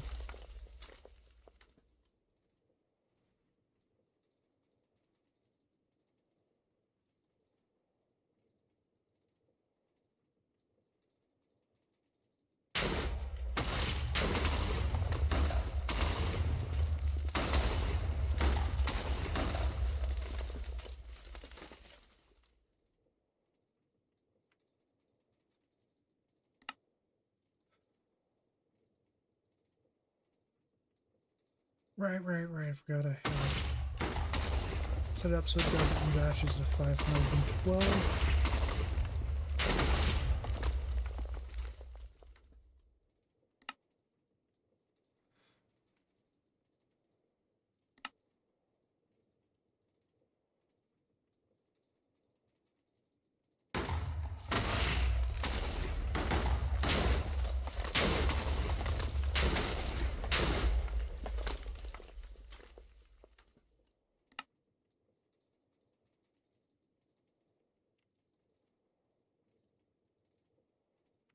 Okay.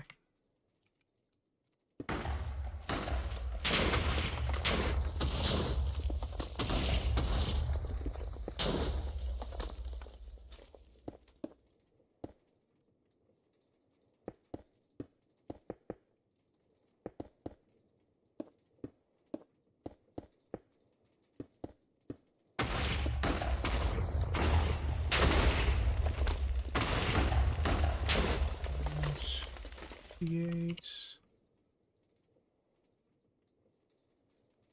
Need fluid pipes. Need pumps. I'm probably gonna want that in there for the moment. Mechanical pump. Okay. Pipes. Okay.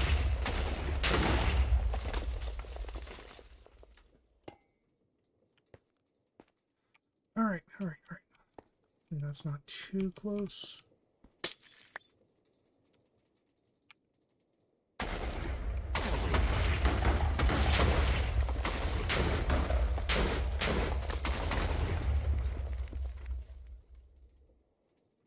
Need not a gear shift, but a clutch.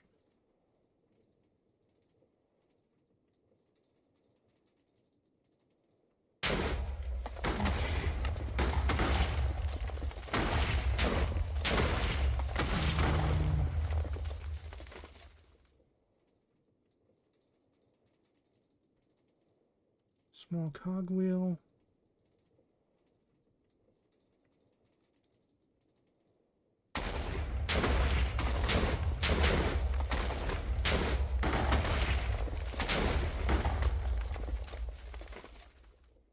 And I don't really remember what else. Okay, so got that.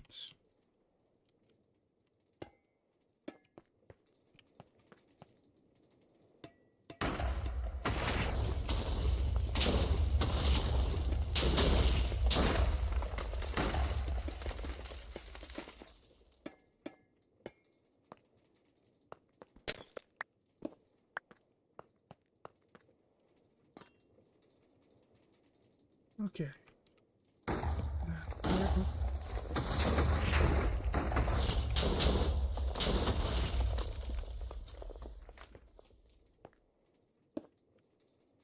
And I will actually need to put a gearbox on top of it.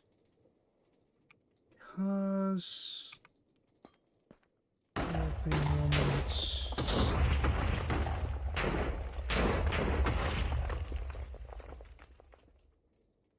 See, do I have any of the petrified stuff already? I do not.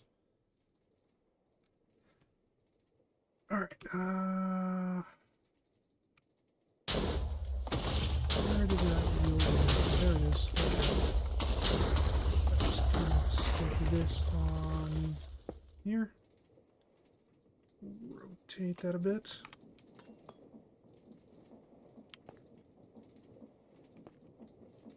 Interesting. Rotate it around. It's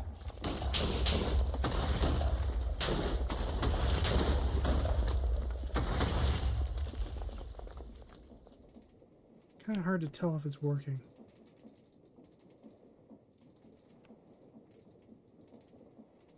Suppose I should probably go test the other two now that I think about it.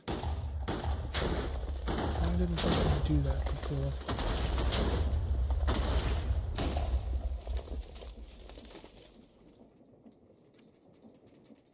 Hard to tell if it's doing anything. Don't think it is. Might need to turn that around again. It's also possible it's too far away from me and I'll need to set up another entangled block.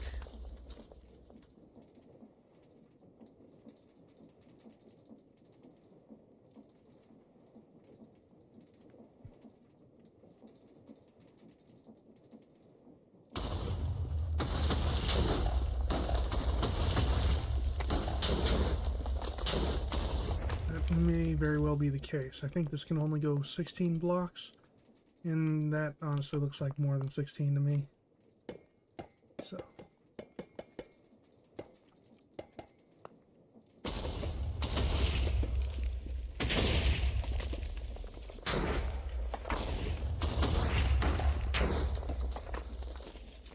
Okay.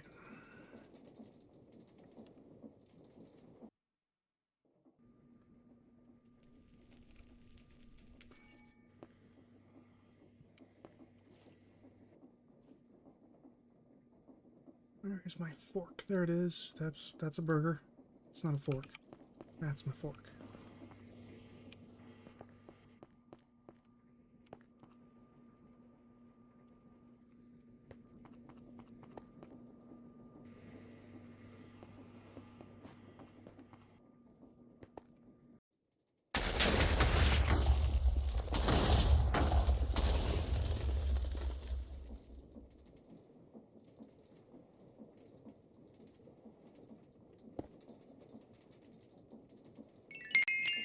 Okay, there we go.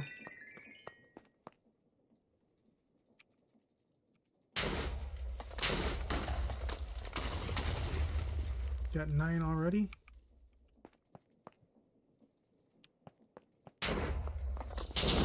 Now, just out of curiosity, it doesn't matter which direction this thing's spinning.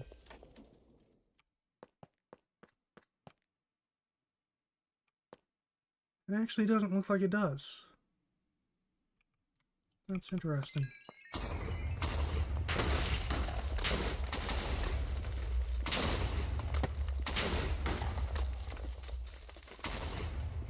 Alright, well, I'll just leave that running for now. So I think we don't have the tunnel thing ready to go. Yeah, no. And we're gonna probably need a fair amount of that anyway.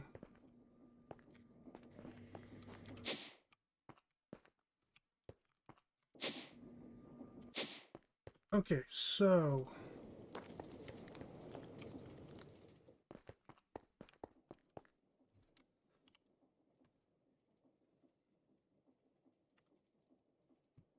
what resources do they need? Souls, experience, and blood. Not sure about the do with the blood.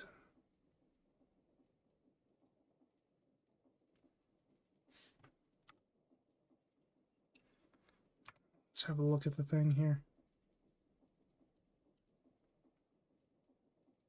Blood, okay. Blood is the third slot needing filled in the forge. You can either kill mobs on / near the forge in order to add blood, or you can deposit filled test tubes to put the blood into the forge. Fill a test tube, have it in your offhand when killing mobs. Interesting.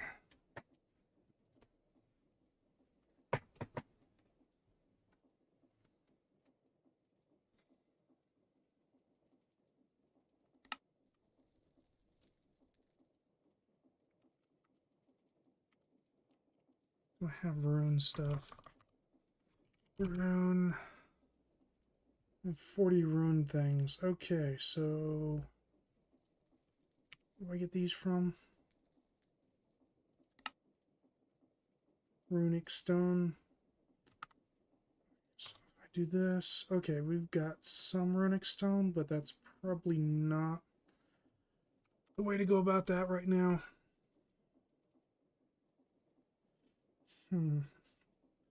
Can I do this? Well, I can stick it in there, but it doesn't take it. Okay.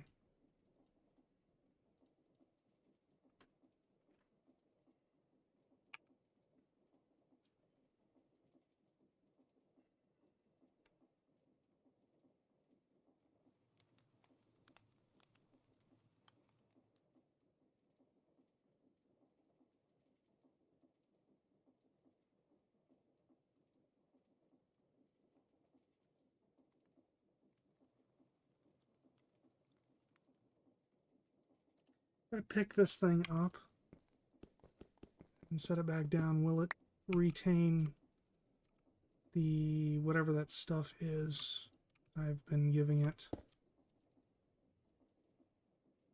No, it completely loses it all. Okay. Well, I have already done that, so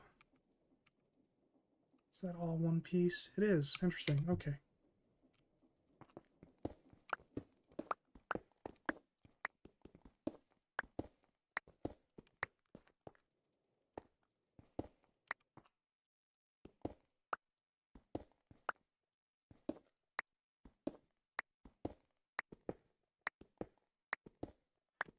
So, kind of what I'm thinking is we already happen to have a spot with an abundance of mobs being killed.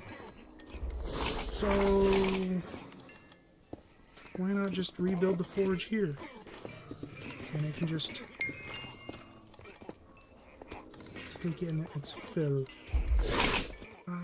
Let's see.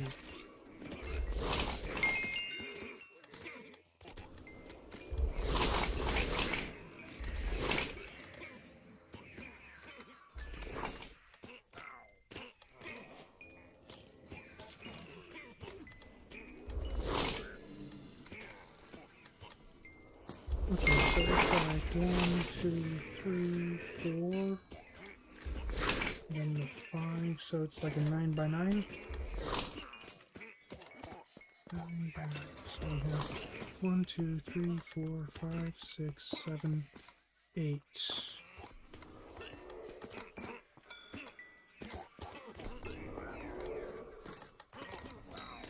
Alright,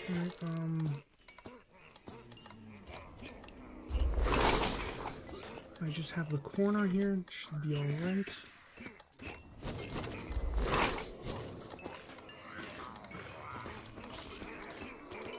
Yes, so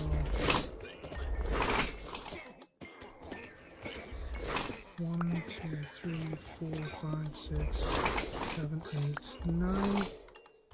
Alright. And then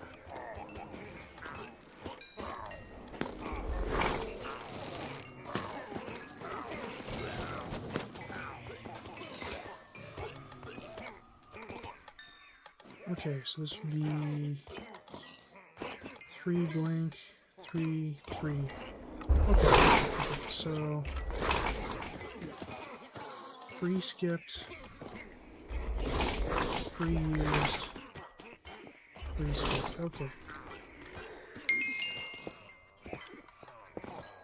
And we have 2 here, and then we have 2 here.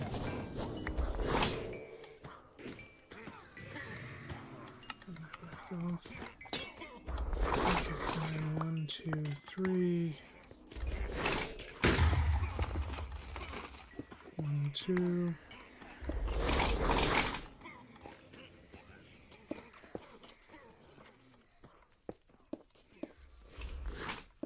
Oop.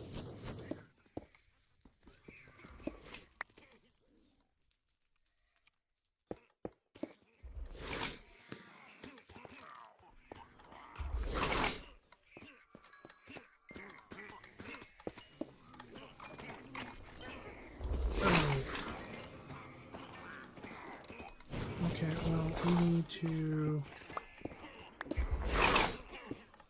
move this over then.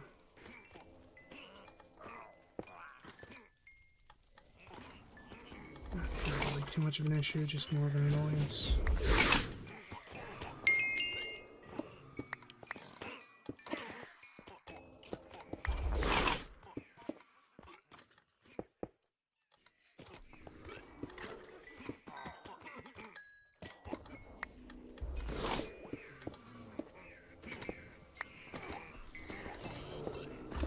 Wait a minute, what?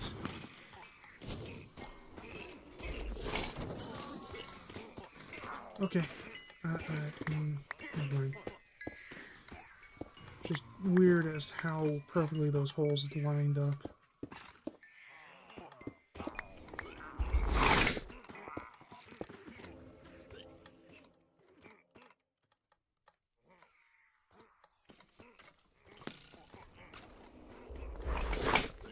Wait a minute. Oh.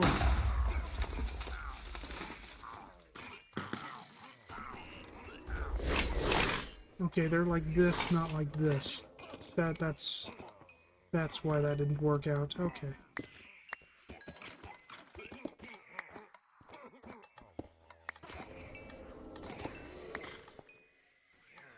Okay, so based on that, boop, boop, boop, boop, boop, boop,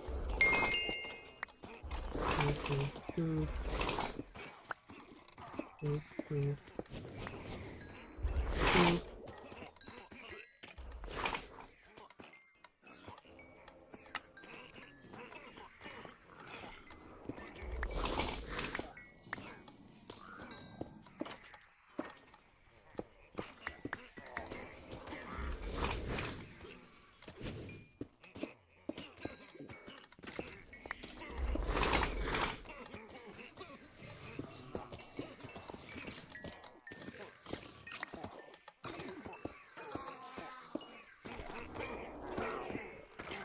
Okay, now...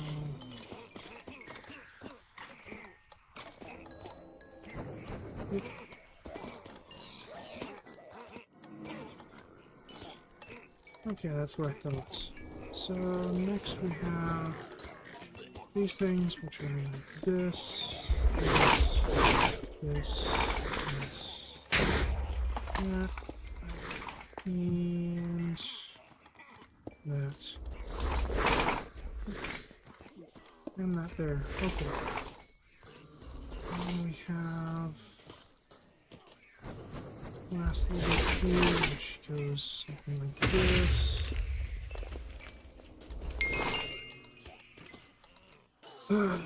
So much crap is just flying into my inventory.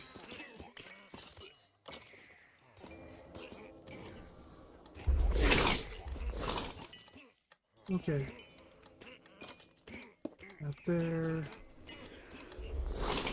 That there. That there. That there. That there.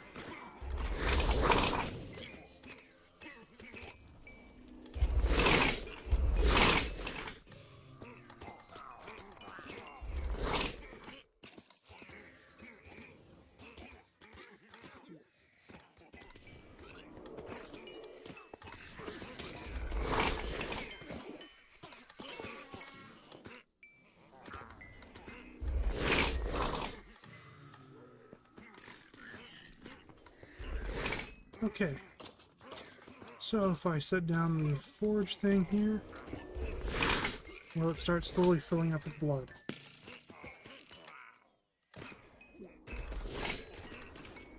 Yes, it's slowly filling up with blood. Nice, nice, nice, nice, nice. Okay, and now I can just kind of plop this down here. This here. Start filling up with whatever this stuff is.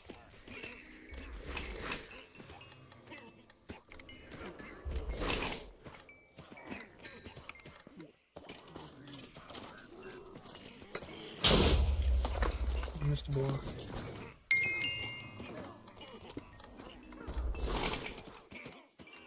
Oh yeah, it's like halfway full now of blood. Nice.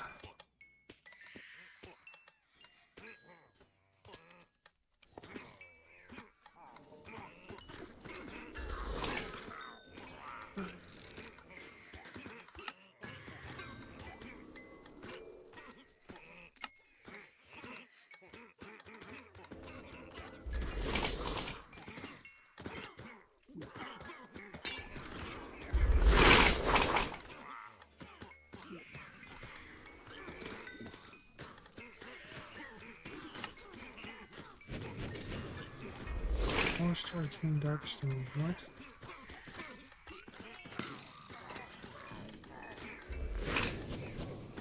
Dark stone.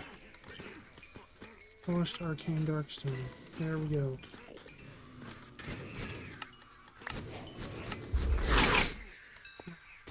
Just swap this out. Or another one of these things.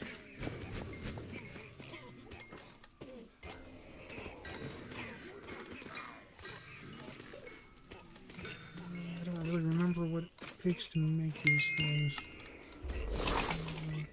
2 arcane crystal blocks.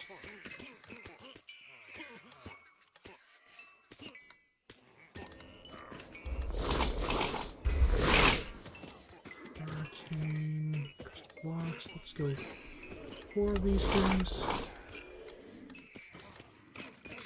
And what dust did it need?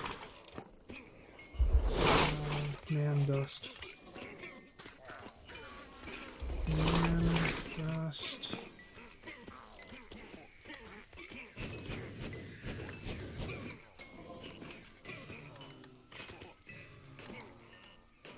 There it is.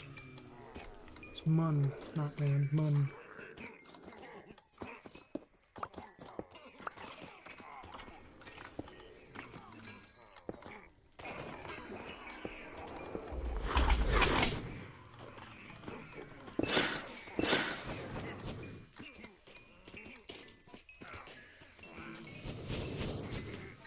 Okay. You know, let's complete this. So 4 more of these things. go with 8 more of these things.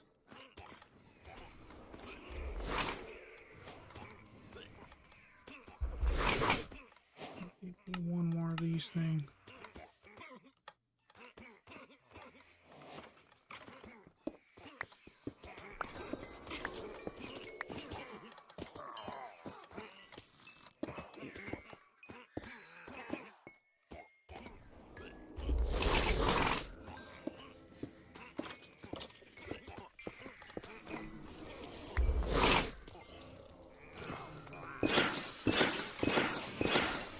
Here we go.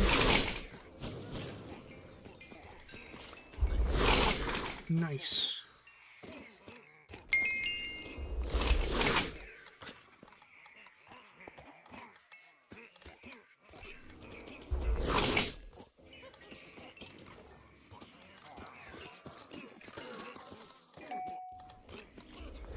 Okay, now I'm not really sure what the next step is. What is this?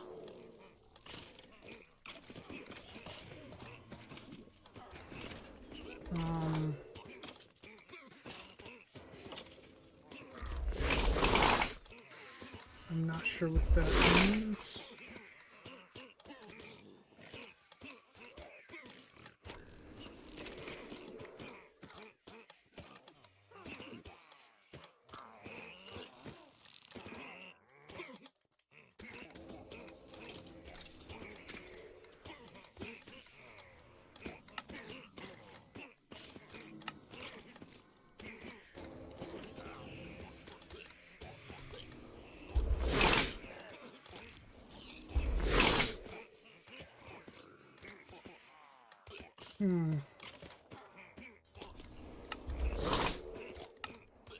I guess I didn't have all this in my inventory at one time.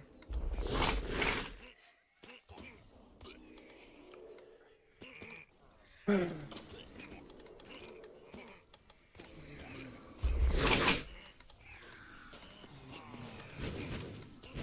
know, having a second one probably wouldn't be too much of an issue, really. So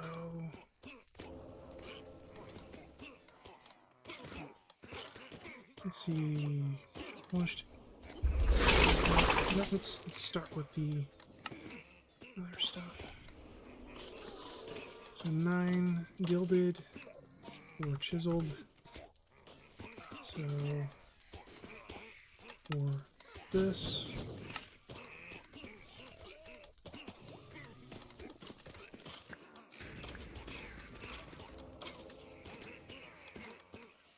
There it is. 9 of this.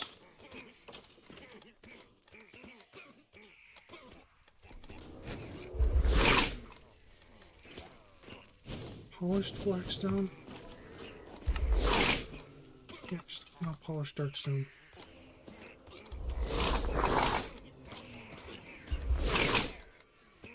Okay, so I need 45 polished darkstone.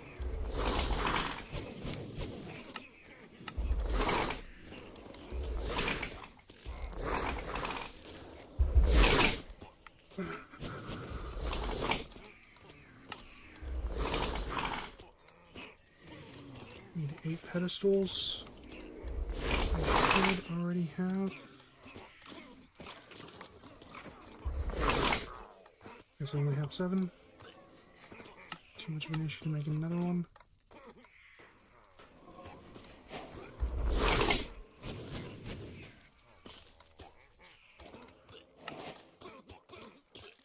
Alright, I'm not sure what task was completed. I need a smithing table. Smithing table.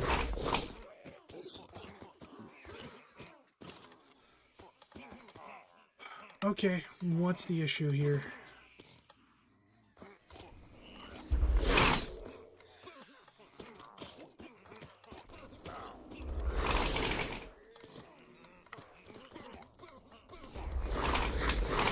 Turn this off.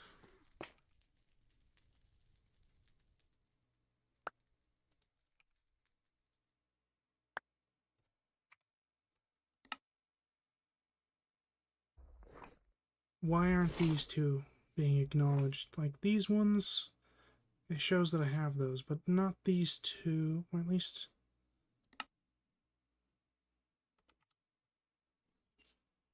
Is it because I didn't make these by hand?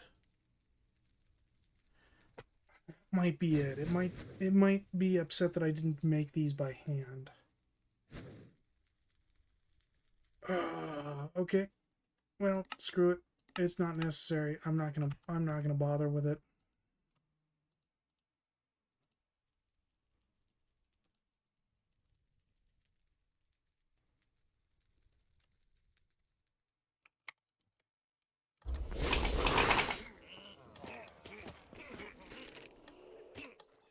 Okay.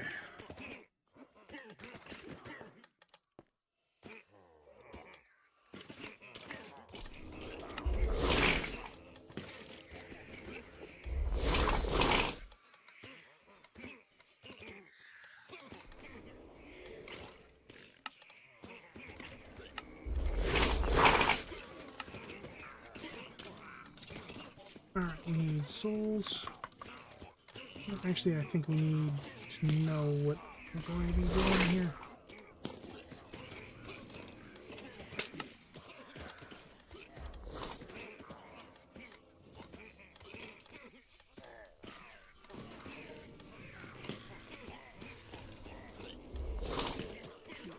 Okay, apparently I need to smack it with a gavel.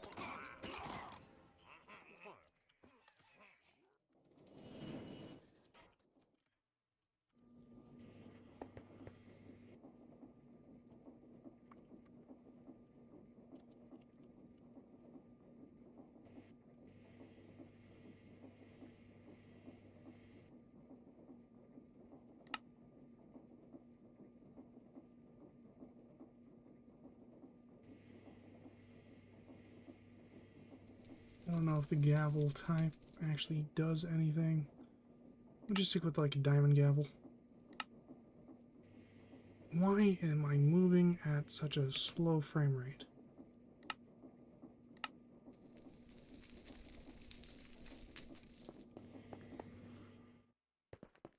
Seems to have something to do with that inventory. Alright.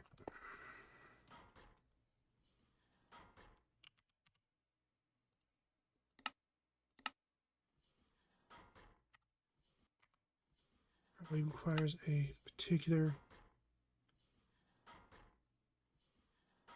Oh, it just wants me to hold the gavel head there. Whatever. Screw it. I don't care. I'm not going to bother. Since I can't complete one of its prerequisites anyway, I'm not going to do anything.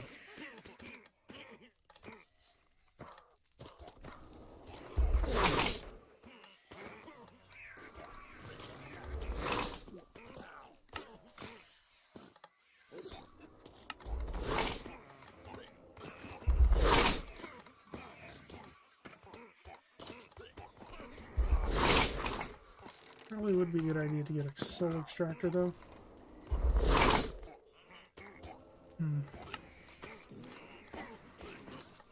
Because now I have this thing, I'm not sure what to make with it.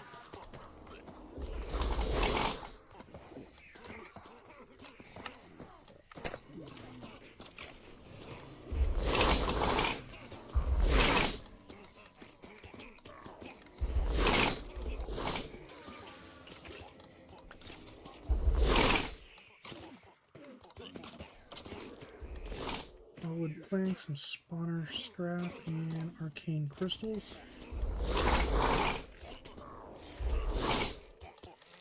Oh, it doesn't require any space. Okay. We should have enough of that, so I could probably just move these for now.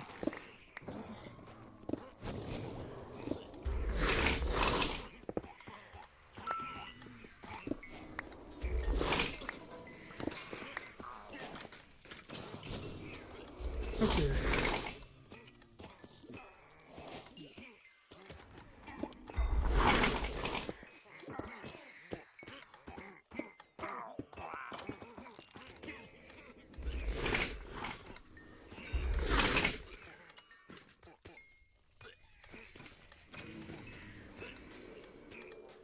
Spawner chunks. What was it?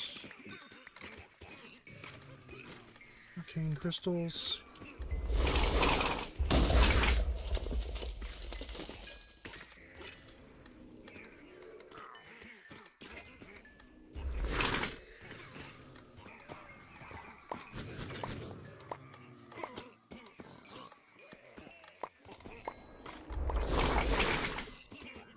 Okay, and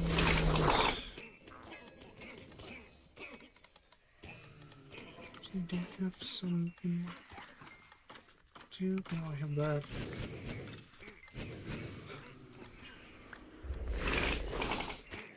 Solid planks.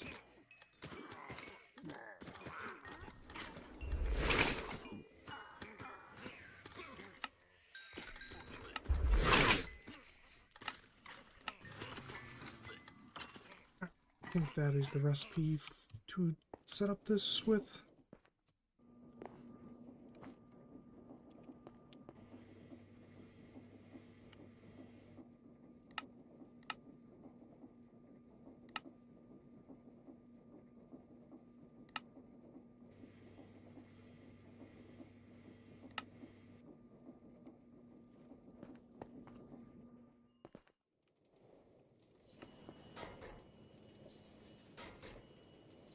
That's it.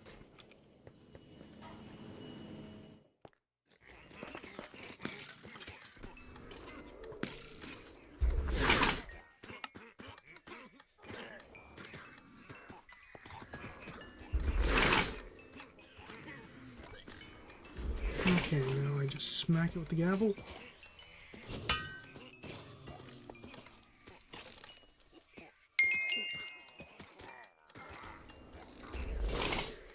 Can't help but to notice how nothing actually happened.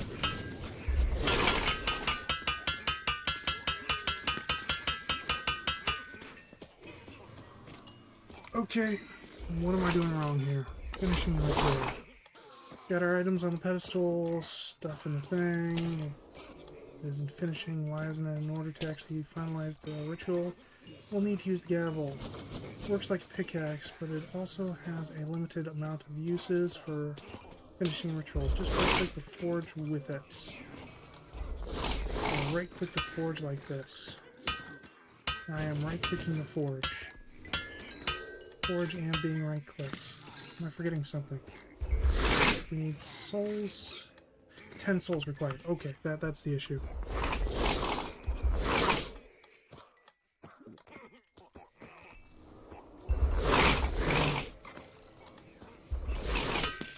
Oop.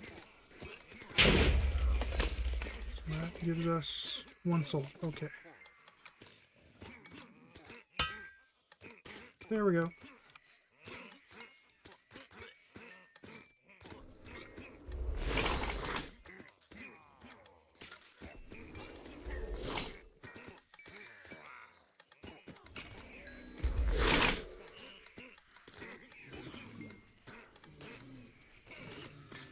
And, yeah, I'm gonna have to make that soul extractor sooner rather than later so I can get more souls for this thing. What does it take for tier 3? More arcane shards. Whatever that is. And chiseled dark stone. 50 souls, so I'm gonna need a soul extractor sooner rather than later.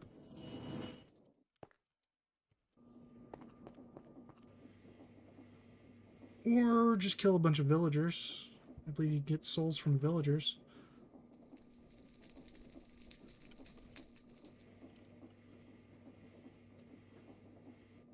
Soul extractor.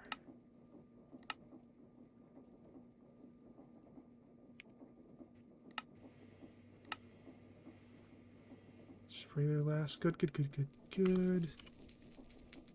That there. That. We're gonna need more than one of those things, probably.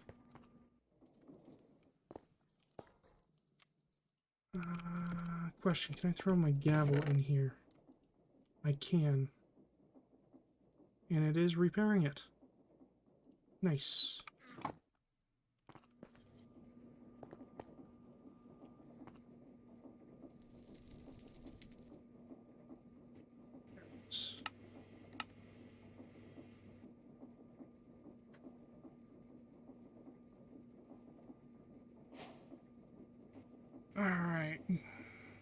grab some soul sand.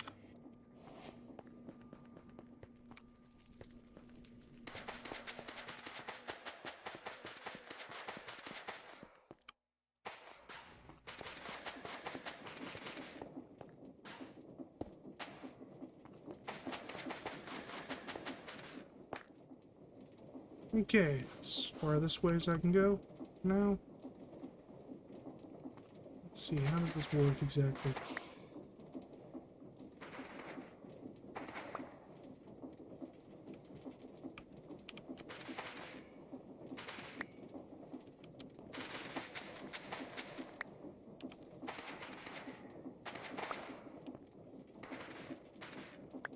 Interesting. Can this be automated?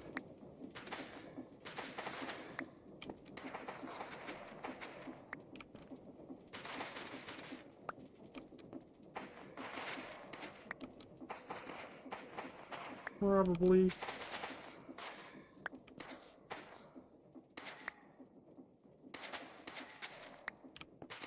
Probably want some sort of indestructible version of this thing first.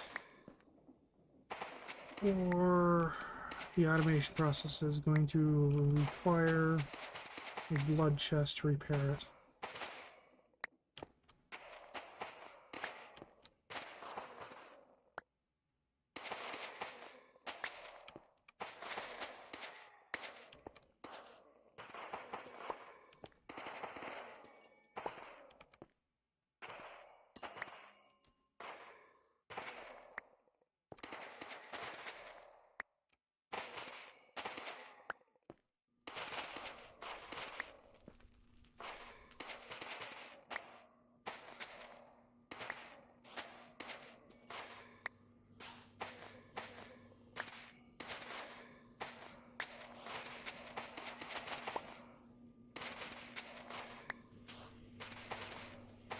It burns through its durability a lot faster than I would have thought. How much does it have? 128 uses. Okay. Can do about 2 stacks without being repaired. Whoops.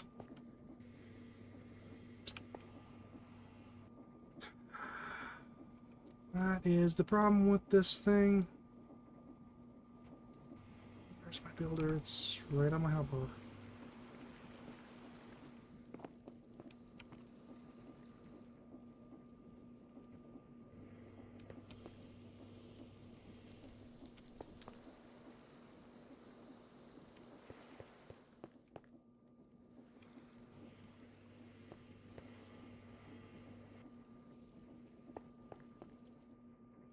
Okay.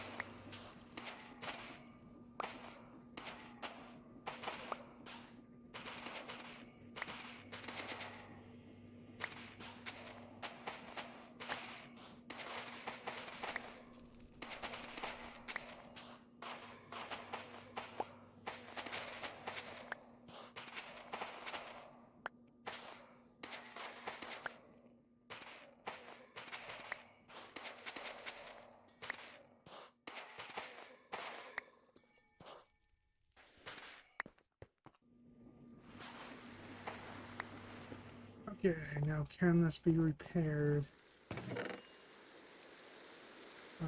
Yes, it can be. Nice.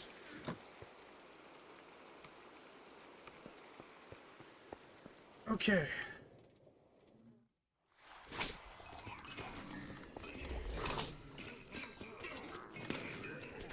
Okay, now... Forge. What does it take to make it tier 4? 1,000 of this stuff, which we do not have, so put the obelisk back on.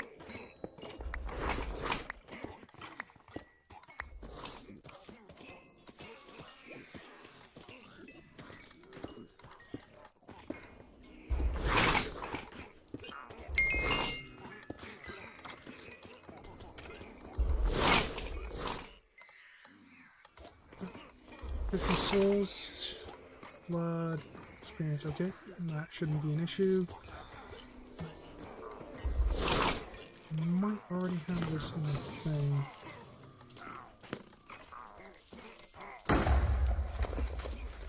I do. Okay, so I need 4 ingots of this.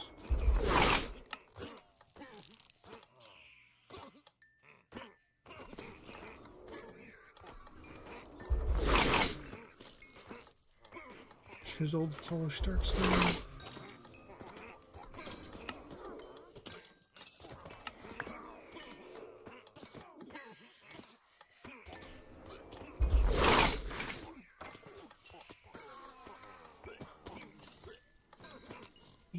More arcane crystals.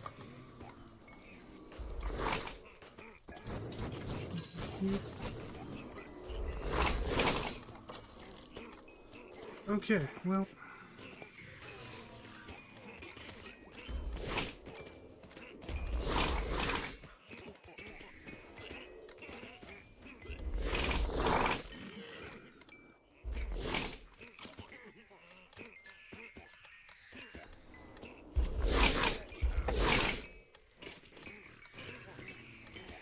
Alright, what can I do while I wait?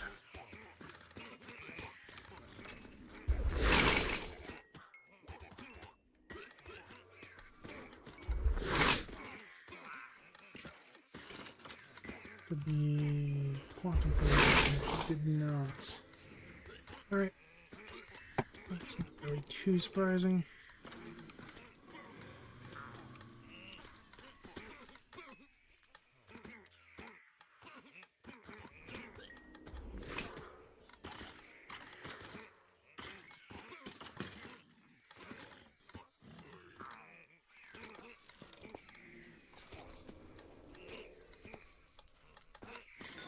Got a crap ton of experience on me.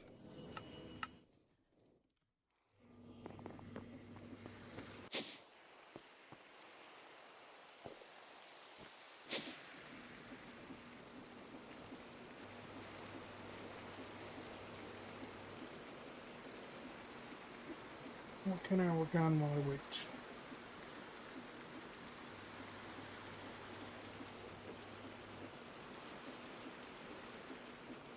I probably don't need to fish anymore. I can probably remove the force chunk unloading status on the fisher.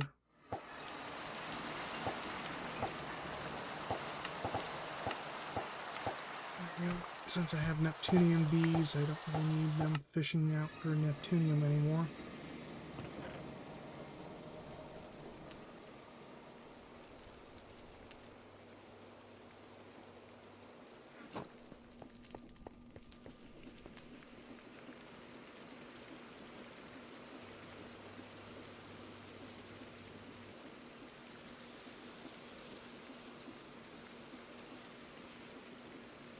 Let's have a look at this. Okay, so got pretty much everything we need for tier 3. What does it take to make these? Requires a tier 3. I think these remove damage from items. I'm not entirely sure. How do we make this?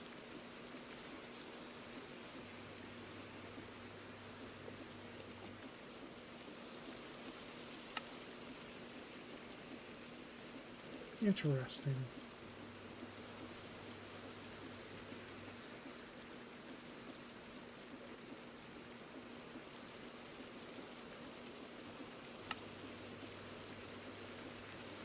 Oh, I can also get them from that. So maybe figure out how to make these bees here.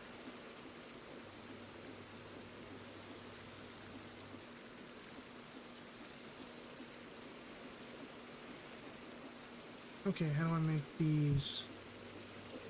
Okay, so... Oh, but it looks like I have to have some already to make them, which means that is not going to be the source that we have to use.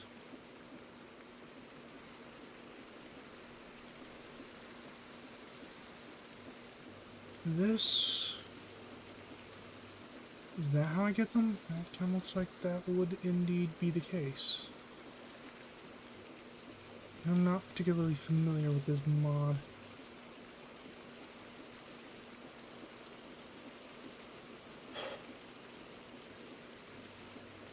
I don't really want to delve into it right now.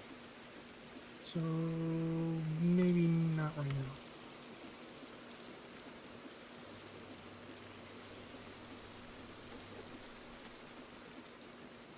It's a quantum catcher. Quantum catcher is a very useful tool for moving mobs. Simply right-click a mob to catch them, and right-click it to let them go. Okay.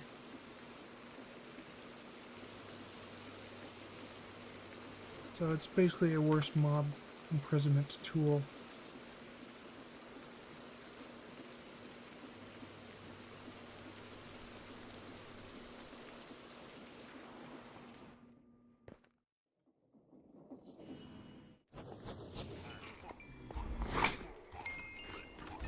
Oh, we have enough now.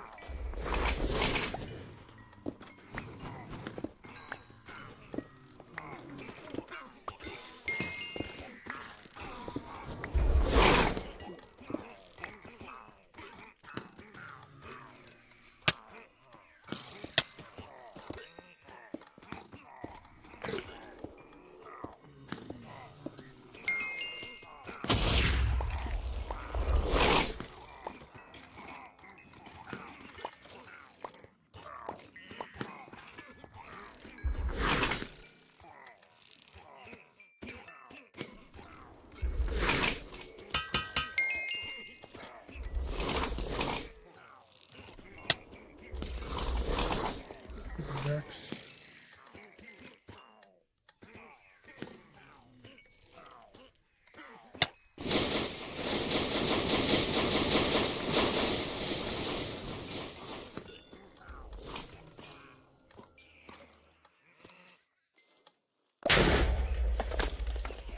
And there we go, we are now at tier 3. Alright, so...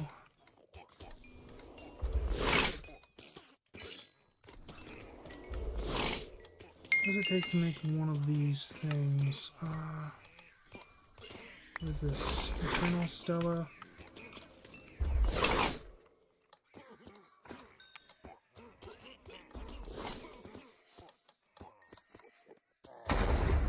Okay, all the money ingot. Oh, right. This thing! Which I don't really want to figure out how to do at this time.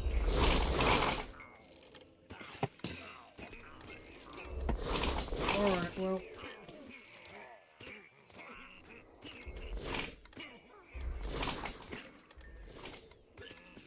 Well, it's kind of getting a bit on the warm side in here. I don't really want to continue, so I think I'm just going to go ahead and end the stream here. Thanks for watching. Oh, this is Obelisk.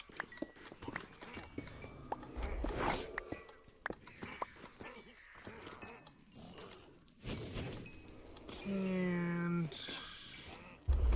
what's there? Probably do some research on that other mod there before I get into it, so I have an idea of what it is that I'm trying to do.